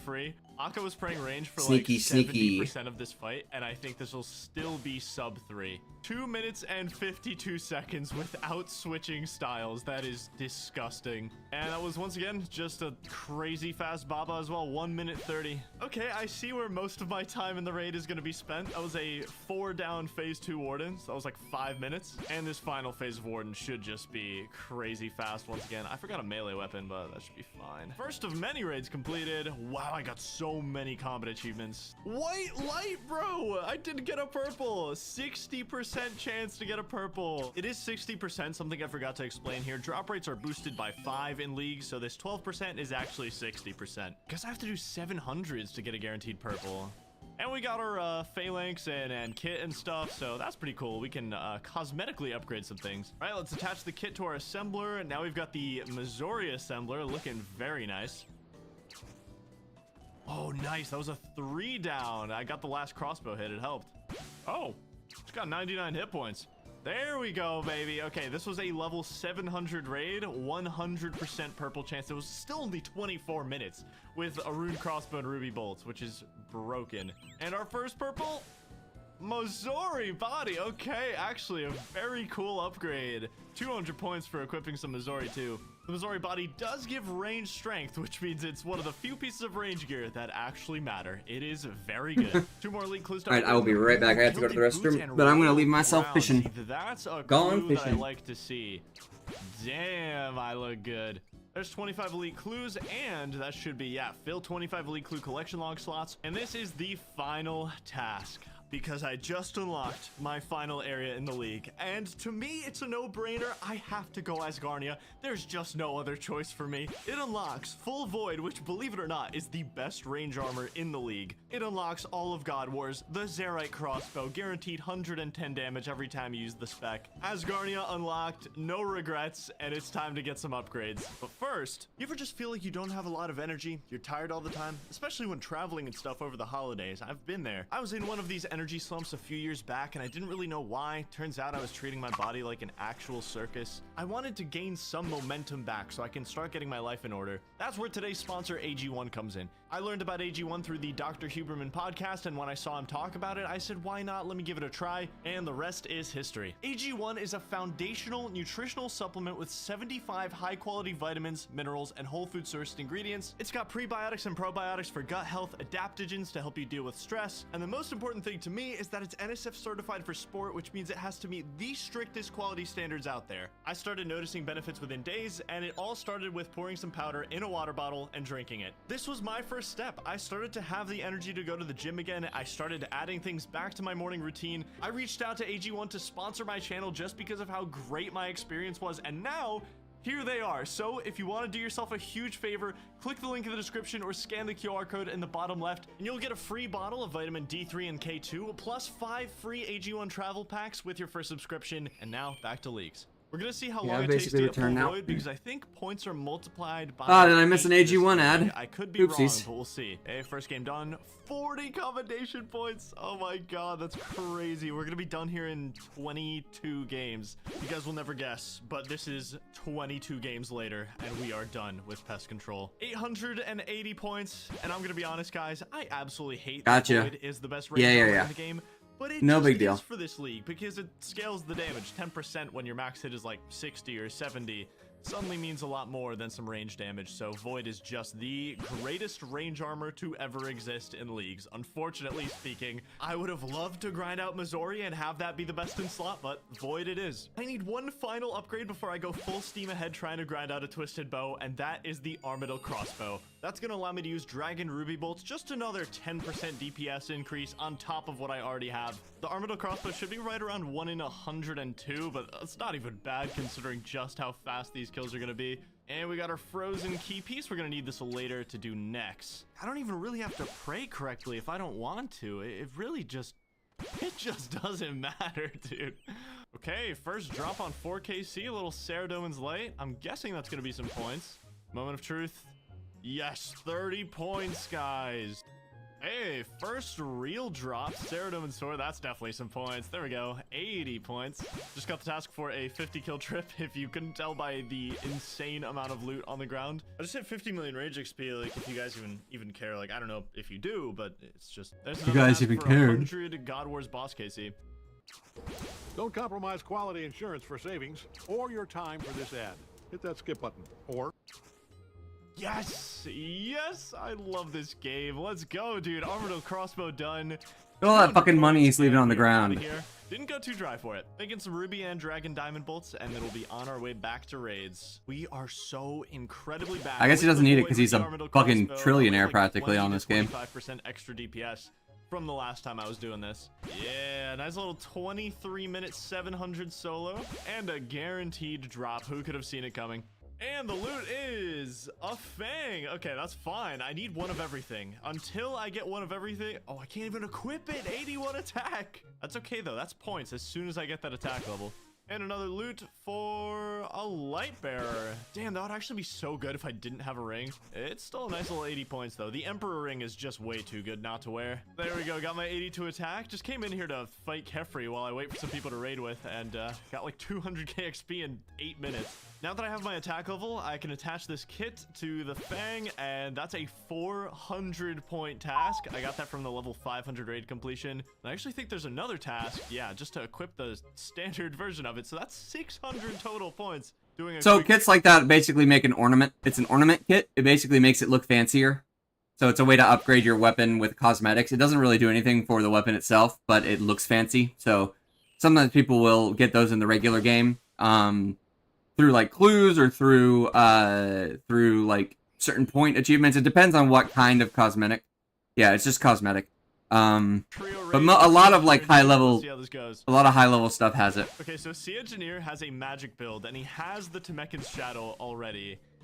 And oh my god, the damage difference is crazy. Even with the Temekin's Shadow, Magic just doesn't stand a chance against range this league, which is really sad. I don't even have my Twisted Bow yet, and just, it's not even close. You went too far, Jagex. Perfect accuracy is too OP.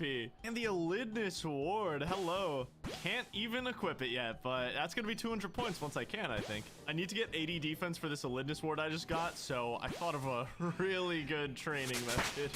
Oh my god, it's so fast. Also, this Gilded Square Shield Missouri Assembler combo is pretty sick. Yes, new unique, let's go. Missouri chaps. Even though Missouri isn't even as good as Void, I still want to finish Missouri. It'll be sick to have. Got 80 defense during that raid. There's the ward equipped, 200 points. Every time I want to AFK, I just come here, make some mithril bars, make them into dart tips, and I got 85 smithing doing that. And this should get me like 92 fletching, so I'll be very close to the dragon. Pretty close to done with done those potato plants, so I'm gonna go inspect them. During raids and arrows and darts, so They look these level fine, so hopefully they're done. Not mess around, man. I think it's like 45 minutes. I don't know how long I've been at it, but I don't think it's 45 minutes, but nice. There's may as well light check bearer on number them. 2. Feeling a voucher. I'm feeling a voucher. Okay. Oh, wait, that's full Missouri. That's Yeah, our they're last 4 out of piece. 5. Let's go. Okay, so they're almost I'm done. actually very happy about that. Yeah. Okay, let's go get the other pieces from the bank. Oh, this is a fat 400-point task. There we go. Equip a full set of Missouri. God, I wish this was best in slot. It looks so nice. Potato. Nice accomplishment. As if this chest just had $4 million. 4 million. Yes, I got it. No way, dude. I'm so Hell yeah, my guy. Yes. Oh, I got the voucher, dude. Oh my god, I'm about to be the most overpowered build in the history of the world. 11 KC, I got so lucky. So you present the sage with the voucher, and yeah, you can pick one of 3 weapons. I wonder what I should pick, bro. It's a really tough decision. I wonder. Oh my god, it looks so good. Wait, there's no task? There's no task for equipping a twisted bow? I guess it's because I don't have the right region for the twisted bow. I guess if I was Zaya, I would have gotten points for it. I don't know. Okay, it's time to go make some dragon arrows. I want to test this thing out. There's so many things. Ridiculous. I can just absolutely shred now. I've got 75 dragon arrows, which will honestly last me a really long time. Just realized, by the way, I got every single drop in 11 KC. First attempt at level 700 Zebak. Look at it go. Oh my god, what's the max hit? There's a 94, 98. Oh my god, I just hit 101. That's still not a max hit. I'm not even gonna do the mechanics. I don't care. I'll just out DPS it. Doesn't matter. God damn.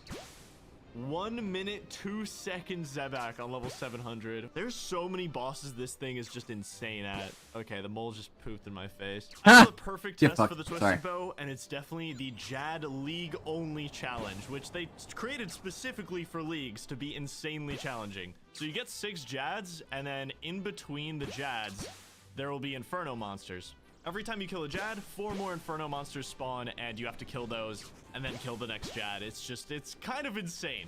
Okay, that's 2 Jads. Oh my god. Ooh, he got fucking specced. Okay, that's gonna take a little practice. Oh my god, that was insane.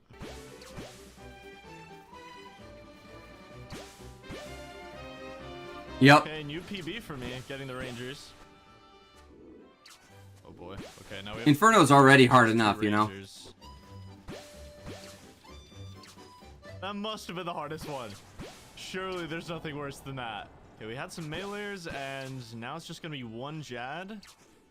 Yes, let's go, dude. 4th or 5th attempt, I think. League only Jad challenge finished. 400 points and a bulwark ornament kit. Isn't that beautiful? I can't even get a bulwark. I was having so much fun testing the bow. I took it to Leviathan to get some 30-second kills, and then I realized I still have grinds to finish. So I went back to God War's dungeon, and I was going for the frozen key so I can fight next. But I figured while I'm getting the 4 pieces of the frozen key, I might as well save for some I drops basically from every did single entity hider to like not clutter up my screen. So I'm hiding other players, so it's nice and calm and relaxing, and it's just I have every single piece, me. and I have the smithing level. So all right, there we go. Made our very first. It also protects me from like spammers, like people who spam shit on streamers or whatever. 200 points. Oh, chain skirt, let's go. I don't know why I'm still here, honestly. I just kind of am doing it for fun at this point, and the kills are so fast. There's the Armadillo hilt, in case I want to do the all god swords task as well. I'm gonna need that. Oh my, and back to back into the chest plate. That is full Armadillo done. Look at that, 200 extra points for the full armor set. I need 70 strength in order to do bandos, so I just came over to Scurious, grinded for a spine, and this should get me there. There we go, 70 strength. Now we can access Where are we bandos. currently This is at my last key fishing piece, wise? so I could Yeah, we're do gonna go like until now. probably not gonna finish today, but we're gonna go until 50 on lobsters, and then we're gonna go until 70 something on harpoon. I think it's 74 to get sharks.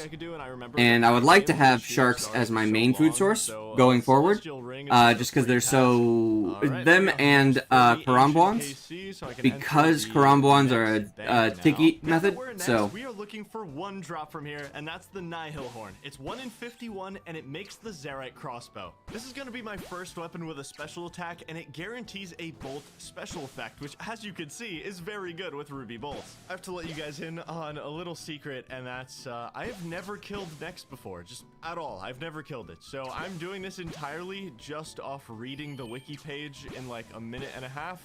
Yeah, that was insanely fast for a solo. That's the highest HP boss in the entire game. For 500 Nile shards. Okay, got me excited because it was a red beam. 3 minutes and 47 seconds for a solo. I think it takes around 20 minutes on the main game, and it also takes a lot of skill on the main game. There we go, kill number 2. For some regular stuff. Getting a unique drop from Nex is roughly 1 in 9 this league, and I decided to just solo for an hour and see what happens.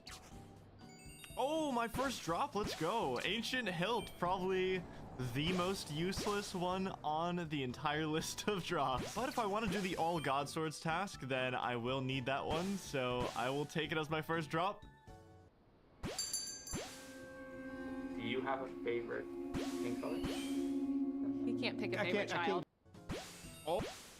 Oh, God, I love hearing that sound. Torva plate body. Let's go, dude. Need 90 smithing to fix it up and wear it, so I'll be working on that later. Oh my God, dude, the drops are just rolling in now. They're rolling back to back with the Torva plate body, and then I had the Ancient Hilt 2 kills before that. That's 3 drops in 4 kills. Jeez, dude. 80 points for the Zerai Van Braces. Happy about that. Saw this very free opportunity for 200 points, and I took it. I was 1 combat task away from the hard tier, and I'm still trying to make my way toward that tier 8 relic, which I'm only 2k points away. I could just grind that out, but I kind of want to go back to Nex. So I'm just going to get a couple tasks done, and then I'm going back. I got 90 smithing from slowly making my dart tips for my fletching grind, and now it pays off because I can repair the Torva plate body, and that's 200 points. Wait, that kill was so fast. That's going to be 200 points for 5 kills without special damage. That was an 18-second kill. Jesus Christ, man. Special there. It's been a long time coming for this level. I did this basically. Man, I can't wait for the next one. It's gonna be next year, but I cannot wait. Fletching, I can finally make my own dragon darts. I've been using rune darts in the blowpipe this entire time, so it's finally time for an upgrade. Doing some next duos with Soup, and we are both going for the Nihil Horn, and these kills should be so much faster with 2 of us. That was a 236. Nice. Oh, nice. My second piece of Torva. Let's go, dude. I'm just missing the helmet now. Torva plate body for you, I'm thinking. Ooh, full Torva? No way! No dude, shot. We both got a drop, but I got the horn. Wait, you got the horn? I got the van braces? No way. Wait, we both got a drop. You got the horn. Sorry, dude. Oh, let's go. The final piece of the League's Ranger arsenal, Zerai crossbow finished. Damn, it looks so good. I'm so excited. So from now on, I'm going to be ruby specking every time I have spec, and then just insta switching back to the twisted bow. Okay, so it's fucking ridiculous, man. Like this. Spec back to twisted bow, just 110 damage every time I get 75 spec. Damn, that feels nice. Range is so overpowered. It's just so broken. Nothing can compete, and it's a little sad that it's true. I'm like 900 points away from my final relic right now. I'm gonna save that for the final chapter, the final episode of Leagues, because I have one really, really cool thing planned to end off the League series. I'll see you in the final He's going video. for a pet. I guarantee you he's going for a Welcome pet. back for one last time to Leagues 5 Raging Echoes, the final He's got to be chapter going for a of the pet. 4-chapter series. And although Leagues is a temporary game mode in RuneScape, there's one thing, okay, technically two things that last forever in Leagues. Same. One of them is the trophy that you get based on how many points you've gotten over the league, and the other one is pets. Any pet you get in the league will be kept into future leagues. And obviously some pets can be very, very rare, especially since pet drop rates are not boosted in Leagues. So I have 3 goals for this finale episode. I picked Treasure Arbiter as my tier 5 relic in episode 1, and I did it for a reason. I want to try for the rarest pet in the entire league, the Bloodhound, which I've been stacking a ton of clues for this whole time. Second thing I want to do is get my first ever piece of Third Age. It's the rarest armor in RuneScape, and I've never gotten any across 18 years of playing the game. So it's time it happened. And finally, I need to pick a tier 8 relic and see my build at full power. So welcome to the final chapter, chapter 4.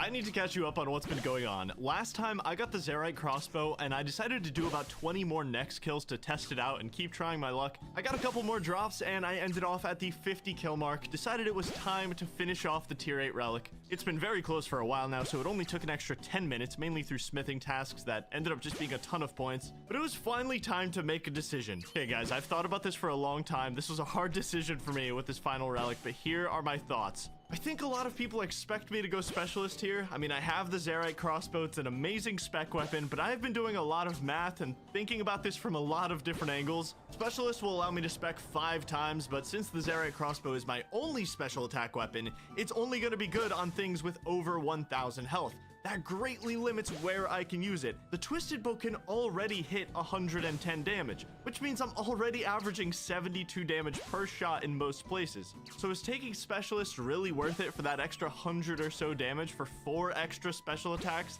with only 1 weapon to use it with? Or is Last Stand just more fun and better, which takes my Twisted Bow max hit well over 200 for a little bit, and I can use it everywhere? I decided to pick Last Stand. I think it's just going to be the way more fun option. If I had more spec weapons, I would be going Specialist here, but it's just not the same league as it was last time. So now instead of dying, I'm just going to have this supercharged, disgustingly overpowered state. I just hit a 249 Jesus with the Christ. Twisted Bow, and then my stats rapidly drain back to normal. But in those 9.6 seconds, I am invincible. It is so cool. It's such a creative relic. I'm really happy with what they did with this, and I'm so excited to test it out. I still have my Zerite crossbow spec, you know, even though I didn't take Specialist, I'm still going to use it whenever I have it.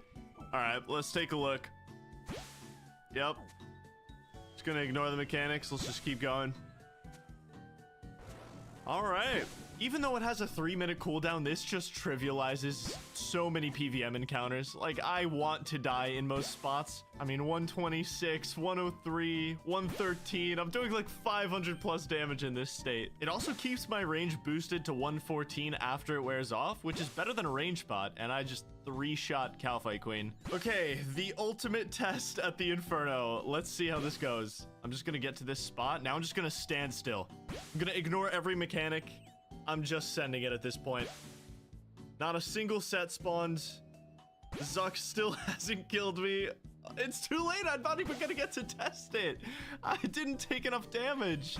Very underrated aspect of this is the pure confidence that you feel doing anything in the game, knowing that there's no punishment, no consequence, Full no risk. power. That's definitely a very cool thing. That Inferno task got me to 91 Slayer, so I can finally see what this last Echo boss is. It's time to go check out some Echo Cerberus. I'm actually pretty excited. But first, I'm sounding the alarm because I have something to say. 4 months ago, I launched this, a brand new meal replacement shake flavor with clues and track out for 10% off your entire order. And now back to leagues. All right, 1 Echo boss left to do before I just go all out on clues and try to get my favorite pet in the entire game. But honestly, I would also enjoy getting the Hell Puppy here. It's 1 in 3,000, so I don't know how realistic that's gonna be, but these kills are gonna be Yeah, that is incredibly OP. Everything in this game mode is OP. I'm excited for the next one, what they cook up. Joke with the Twisted Bow. Oh my god, I'm even trying to die and I just can't. I literally went AFK and I came back to the Echo Orb. All right, I'm gonna finish off this kill and then we'll go check out the Echo variant. Okay, let's see what Echo Cerberus is all about. I mean, I might as well just let these mechanics hit me. I kind of want to die, so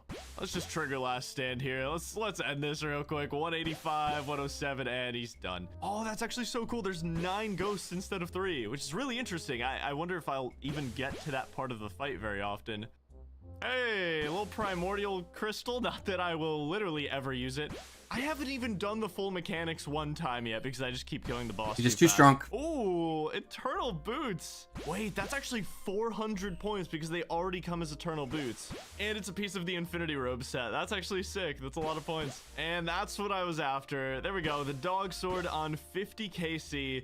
I know I probably don't sound very excited for this. That's because, I mean, I'm never gonna use it. It's just kind of something to look at one time. The dog sword is really cool. It is every single god sword in one. So when I spec this guy, it's the Zamorak god sword. It lowers his defense, it freezes him, it heals me. It has increased damage and accuracy from the AGS. Like, it is everything in one. It's really cool. I'm just not a melee build, but I wanted to finish off every echo item, and now I did that. I think I can officially consider a bucket list item completed. I've experienced what it's like to be at full power in leagues. It was great, I had a good time, but it's time to work on both of the last two goals at the same time. Both of these to do this, I'm gonna need goals. as many clues as physically possible. I'm gonna try to get as many as I can today from Dagonoth Kings. As far as I know, this is the best hard and elite clue farming method in the entire league. I basically just kill Supreme, go up the ladder, go back down the ladder, and it's a 1 in 15 for either clue, so it makes it pretty good. And since I have the Twisted Bow, it's like 4 seconds per kill. There's not really any better elite clue sources in the game. Level up. You're looking Completed. at Yay! 44. Let's keep going. 600 clues to finish today, starting with all the easies. Gonna make my way up, and I'll do any quests I need to do on the way if there's like a requirement for something, and the goal is to hopefully get a ton of master clues from all these caskets. There's the final easy clue, 131 easy caskets done. Didn't take much time at all, straight on to the mediums now. Had to finish Throne of Miscellania for one of these steps, and I think there's also a master step that needs this quest, so it's definitely worth it. And the final medium casket, 113 on to the hard clues. Okay, the final hard clue, 165 It's anytime. hard caskets, and that honestly took Basically, it just says that anytime because it's the C Engineer plugin. It lets the sound puzzle boxes and challenge steps onto the elite like clues, pop up. and there is one impossible elite step for me, which I need a sled for, so I'm gonna have to drop that clue every time I get it. There's no way to get wax anywhere in my regions here, so I will try to do as many elite clues as I can. All right, small roadblock. I have to get 65 crafting and finish the Fremenic Exiles for my current step. And quest complete for a casual 2 million XP drop. You love to see it. All right, back to the clues. Okay, don't tell anyone. I'm gonna open one casket just for fun. Lava Dragon Mask. Okay, that's useless. And that is 75 elite caskets done. The entire first batch is finished. Take a look at these caskets. Me when I work at a morgue or something, I don't know. We are at the Sophanum Bank right now to open all these clues, and let's just remember our two main goals. Third Age and Master Clues are mostly what we want to see from these caskets. That being said, easy clues only have like a 1 in 50 chance for a master, and they have like nothing else I want, so we're gonna speed open most of these easies. 0 chance at Third Age. And that's my last easy clue. I got 0 master clues. That's so unlucky. 19 items away from finishing the entire easy log. All right, time for the medium clues. I'm looking for ranger boots and master clues. Basically the only thing I want. Okay, wizard boots. Holy sandals are coming in. Holy sandals again. Wizard boots again. Jesus. Oh yes, first master clue. There we The go. boots he does not want. Way longer than it should have, but I will take it. Yes, we got another master. 75 med clues opened. Holy sandals. Guys, it's not gonna happen. It's not gonna happen. Oh, I You got him, several. finally. No way, yes. With 1 clue left to go, and I get Took some him long more enough. wizard boots. Oh, that's a task actually. Okay, rangers acquired. The disparity on those 3 boots is really funny to see. All right, time for the hard clues. Our first chance for Third Age and a 1 in 15 shot for master clues. I'm actually really excited for these. Oh, goddammit, I gotta go cure my potatoes. Please, please. Oh, trimmed glory. And yeah, that is a task. Nice. Equip a trimmed amulet. Beautiful. There is a task to get every single god page, fill every god book. And, you know, I could be getting close to that. I might have that at the end of this entire opening. There's another page. I could get it. There's a master. Nice. There's another master back to back. Yes, dude. 80 points. Oh, gilded. Yeah, god pages go into the god books, which give you extra prayer and certain spells.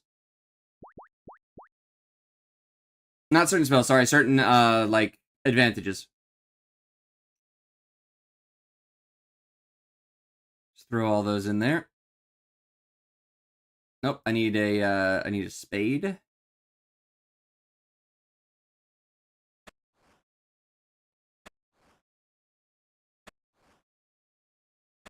Level up completed. Yay, level 3 farming. Okay. Let's exchange back with him for the spade and take the rake. Let me rake these.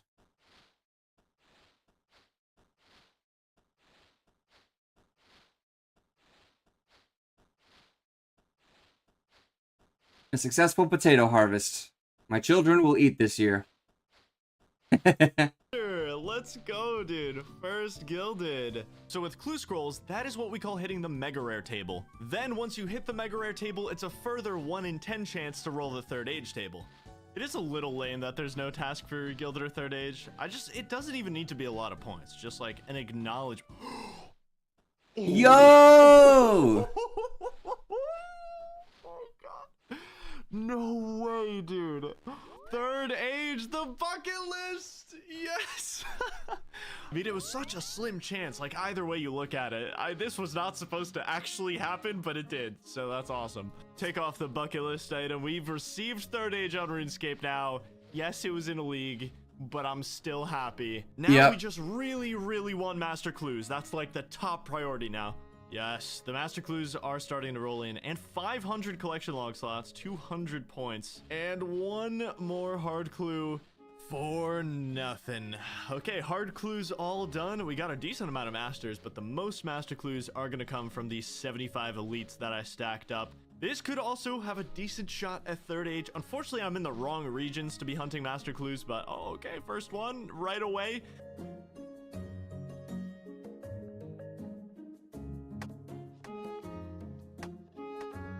Oh, another gilded piece. Gilded axe. Wow, what a weird one. Damn, that's something I'll probably never wear. 29 gilded axe. Clues to go. Let's ridiculous. keep master clue. Like a golden wrench. Gilded helm, like 2 clues after. That's crazy. Oh, but it's so outclassed by the third age helm. It won't ever see the light of day. Oof.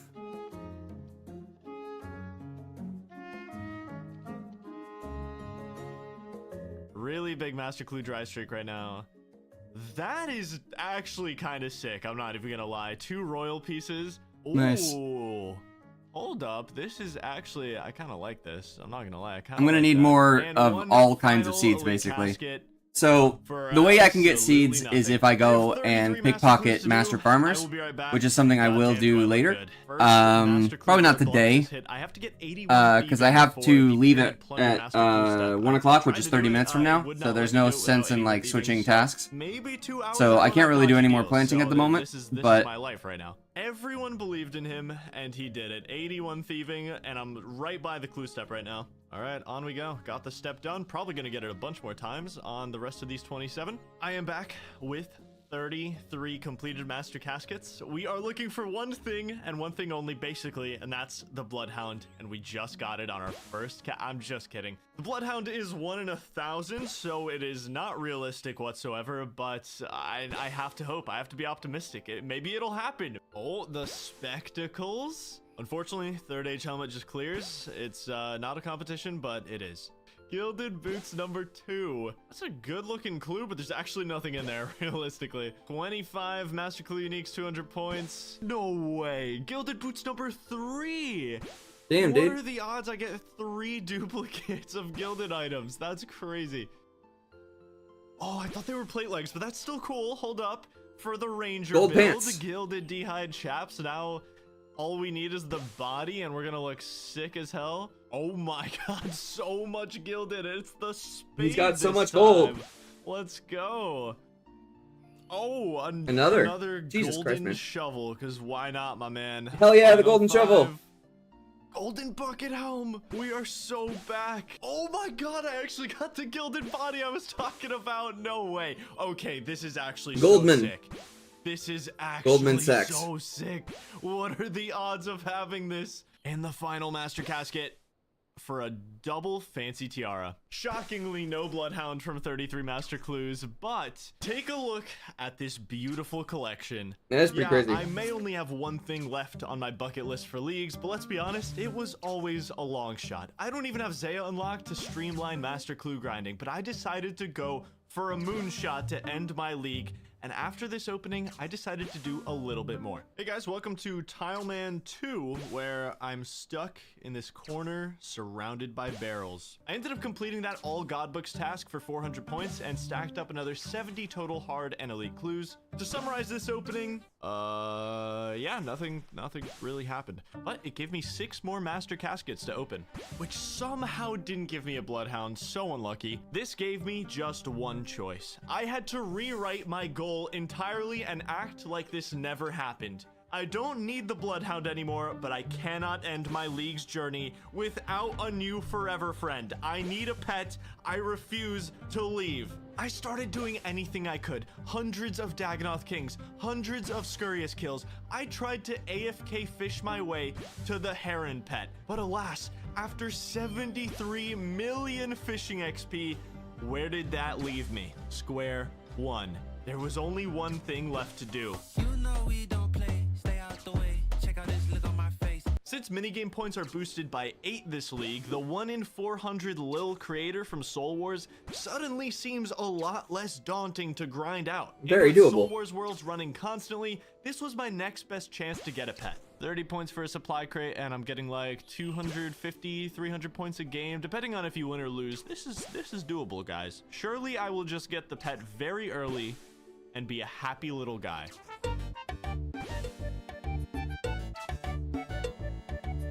I've been here all day. It's been like 10, 11, 12, 13, 14. I don't know how many hours it's been. I do not have the pet yet. You already lost him, so. Yes! Yes! Yes! I knew it was worth it to grind Soul Wars until 3 in the morning. It was all worth it. I'm happy. I got my forever unlock. I'll be seeing this little guy in a future league alongside my 2 other little guys in here. Let this be a lesson for you guys. I don't know what lesson you're gonna extract from this exactly, but I had a lot of fun on the league. I'm so happy to end it like this, and thank you for watching. If you made it all the way here, back to our usual programming on the channel. I will see you very soon. Very nice.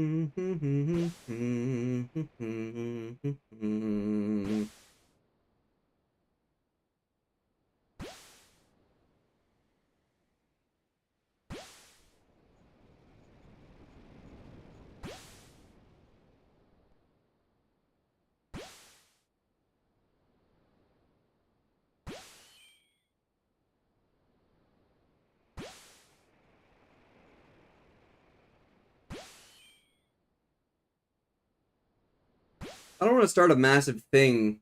We can do Tile Man later, but I don't want to start like a massive thing right off the bat. This is McTile, you know, my brand new tile.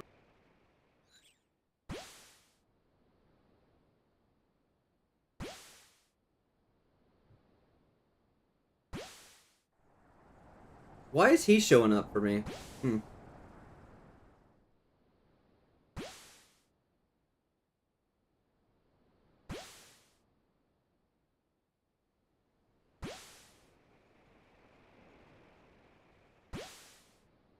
He was a famous heartthrob in 2002, and she was a woman who wrote fanfic about him. 23 years later, Vera Bradley made her fantasy a reality. Is this an actual TV show? Sonic the Hedgehog. Weird. The Hedgehog has been enjoying a bit of surge as of late. He's gotta go fast. First things first. I need to my pants. All he's gotta do. This new Sonic has a lot of fans crying, Sonic should be that Sonic.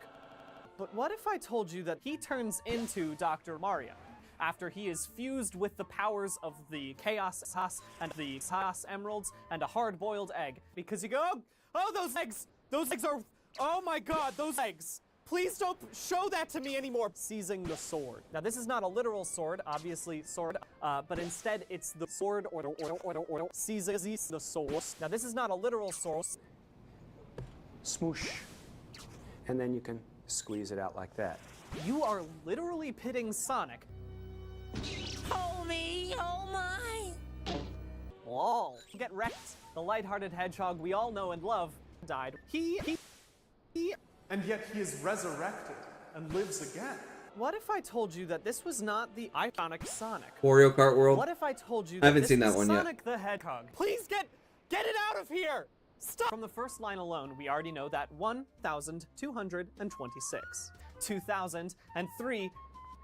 3 and his mother and 5, they have a very similar diet to me. Burger scraps, milkshakes, milk scraps, and the occasional joint. I'm only hungry for a chili dog. Whoa. He and his mother, the self-described mother of Sonic, and 5 sisters live under the sea. His eyesight's not so good, but it's okay because he'll get rec specs. So much for reliable eyes. For sure. I'd like to take a moment now and apologize. I'm sorry. I am sorry. I am sorry. Fortunately, Sonny's dad was just too much of a dunce to include the quilt that is so integral to Sonic's back.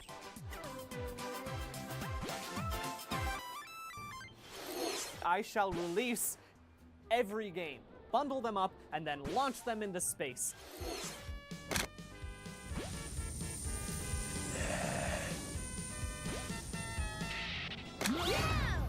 Huh? Tails? Where'd you go? Oh no! My little buddy's been snapped. Right? Nope. Sonny Hedgehog was born on Earth. When he was there, he sent out a 7-page memo, this 13-page Bible, that basically broke down. I'm sorry. Kingdom Hearts heart is finally Kingdom Hearts heart. And not only can I help you understand Kingdom, but I will give you the tools necessary to understand Hearts. What's this? I hear you saying, Brian, aren't you Brian? And to that I say bullshit. There's no evidence. Can I help you? We're talking about the hero's butt. Nice. That's a supreme deal. Consider yourself warned. This is when Kyra, Sorku, and Rikari are all just hanging out in Hardly, Nebraska, doing metaphysical resurrection. I don't know, normal kid stuff. I am gonna add just one little extra piece. It's called background. Wow, I don't know why you clicked on this video because that's all, folks. Dun, dun, dun, dun.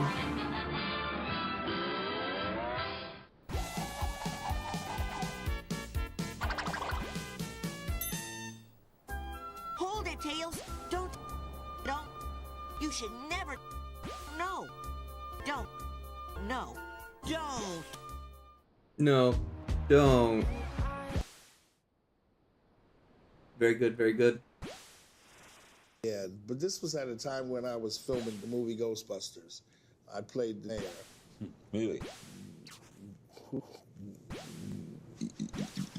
They tell me there's a storybook about you having toast. Yeah, and that's the Ghostbusters. This was at a time when I was filming Ghostbusters. I can't wait to read this book. Boy. Oh, boy. Oh. Ever had to make over? No, I haven't. Have you tried? Uh-huh. What was the difficulty?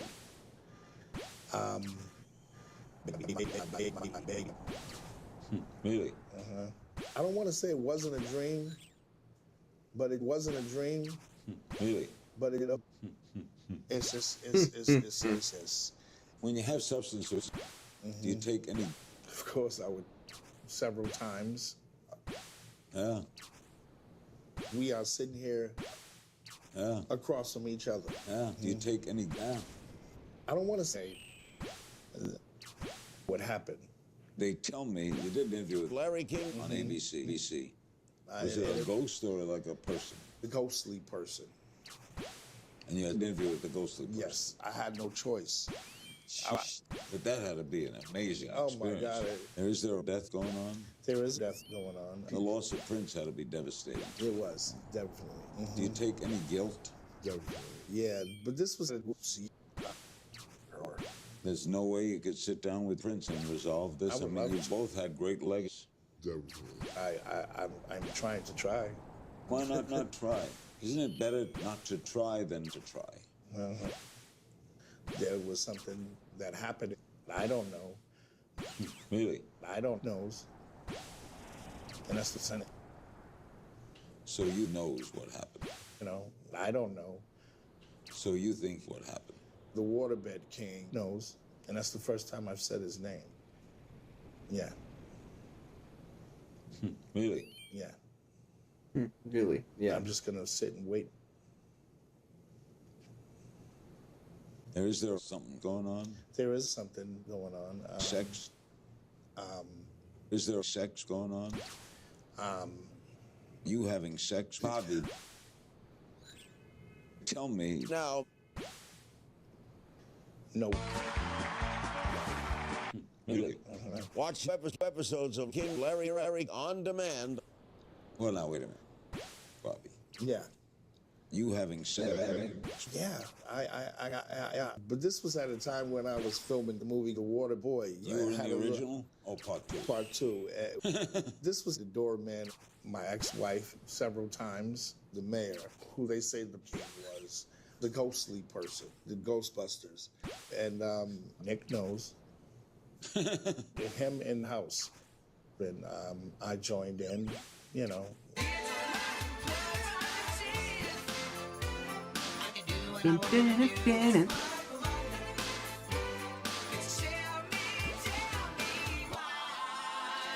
Like I said, I'm gonna let DA do his job. Watch Monday and episodes of Larry King Monday, Wednesday, and Friday on Monday and Hulu. I see. Hulu. Walulu.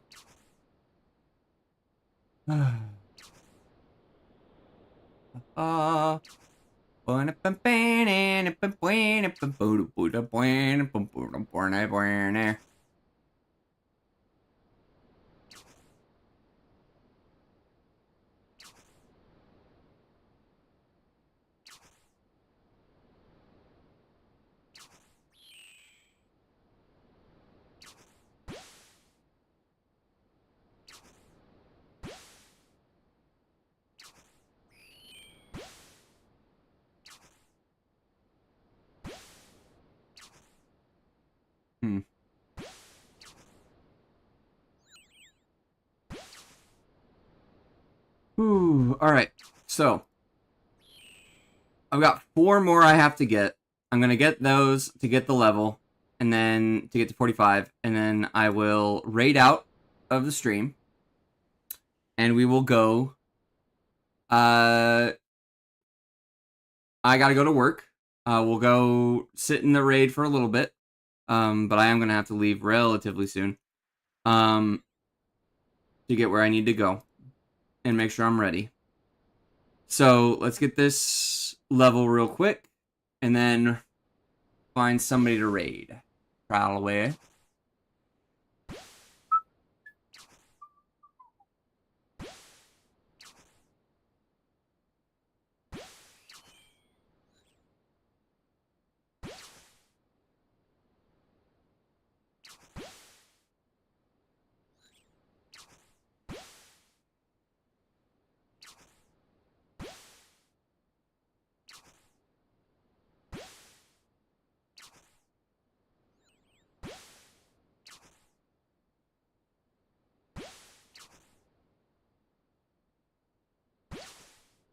Come on, only 3 more. Let's fucking go.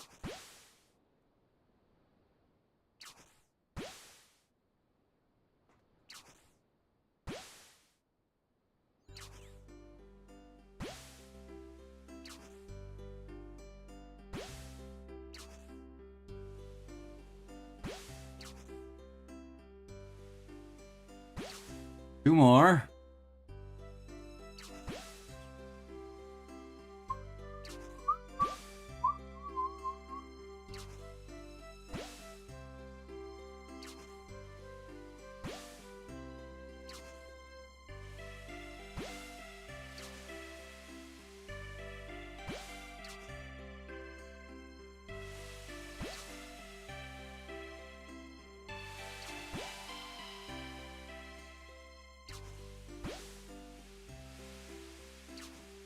Level up completed. Yay! Level 45 fishing. Let's fucking go. Nice. That means 5 more levels next time, and then I'm gonna cook everything up so I can basically not start fresh, but get my cooking level to kind of where it needs to be, and then we will go from there. Let me get to a place where you can see my character when I zoom in. So, alright, I will see you all. Tomorrow is Thursday, so not tomorrow, but on Friday we will continue. And then Saturday is the Sim show, and Sunday is the Sub Sprint. So be sure to be there. Alright, let's go ahead and get a raid going real quick. Who we raiding?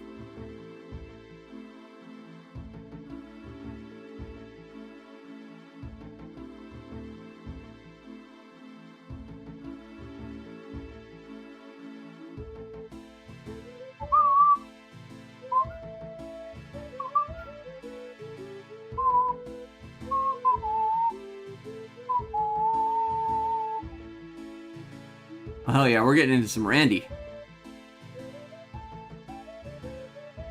Alright, I'm passing you off to Randicus, the Lost. And I'll see you there. For the love of God, be nice. Or else. Bye.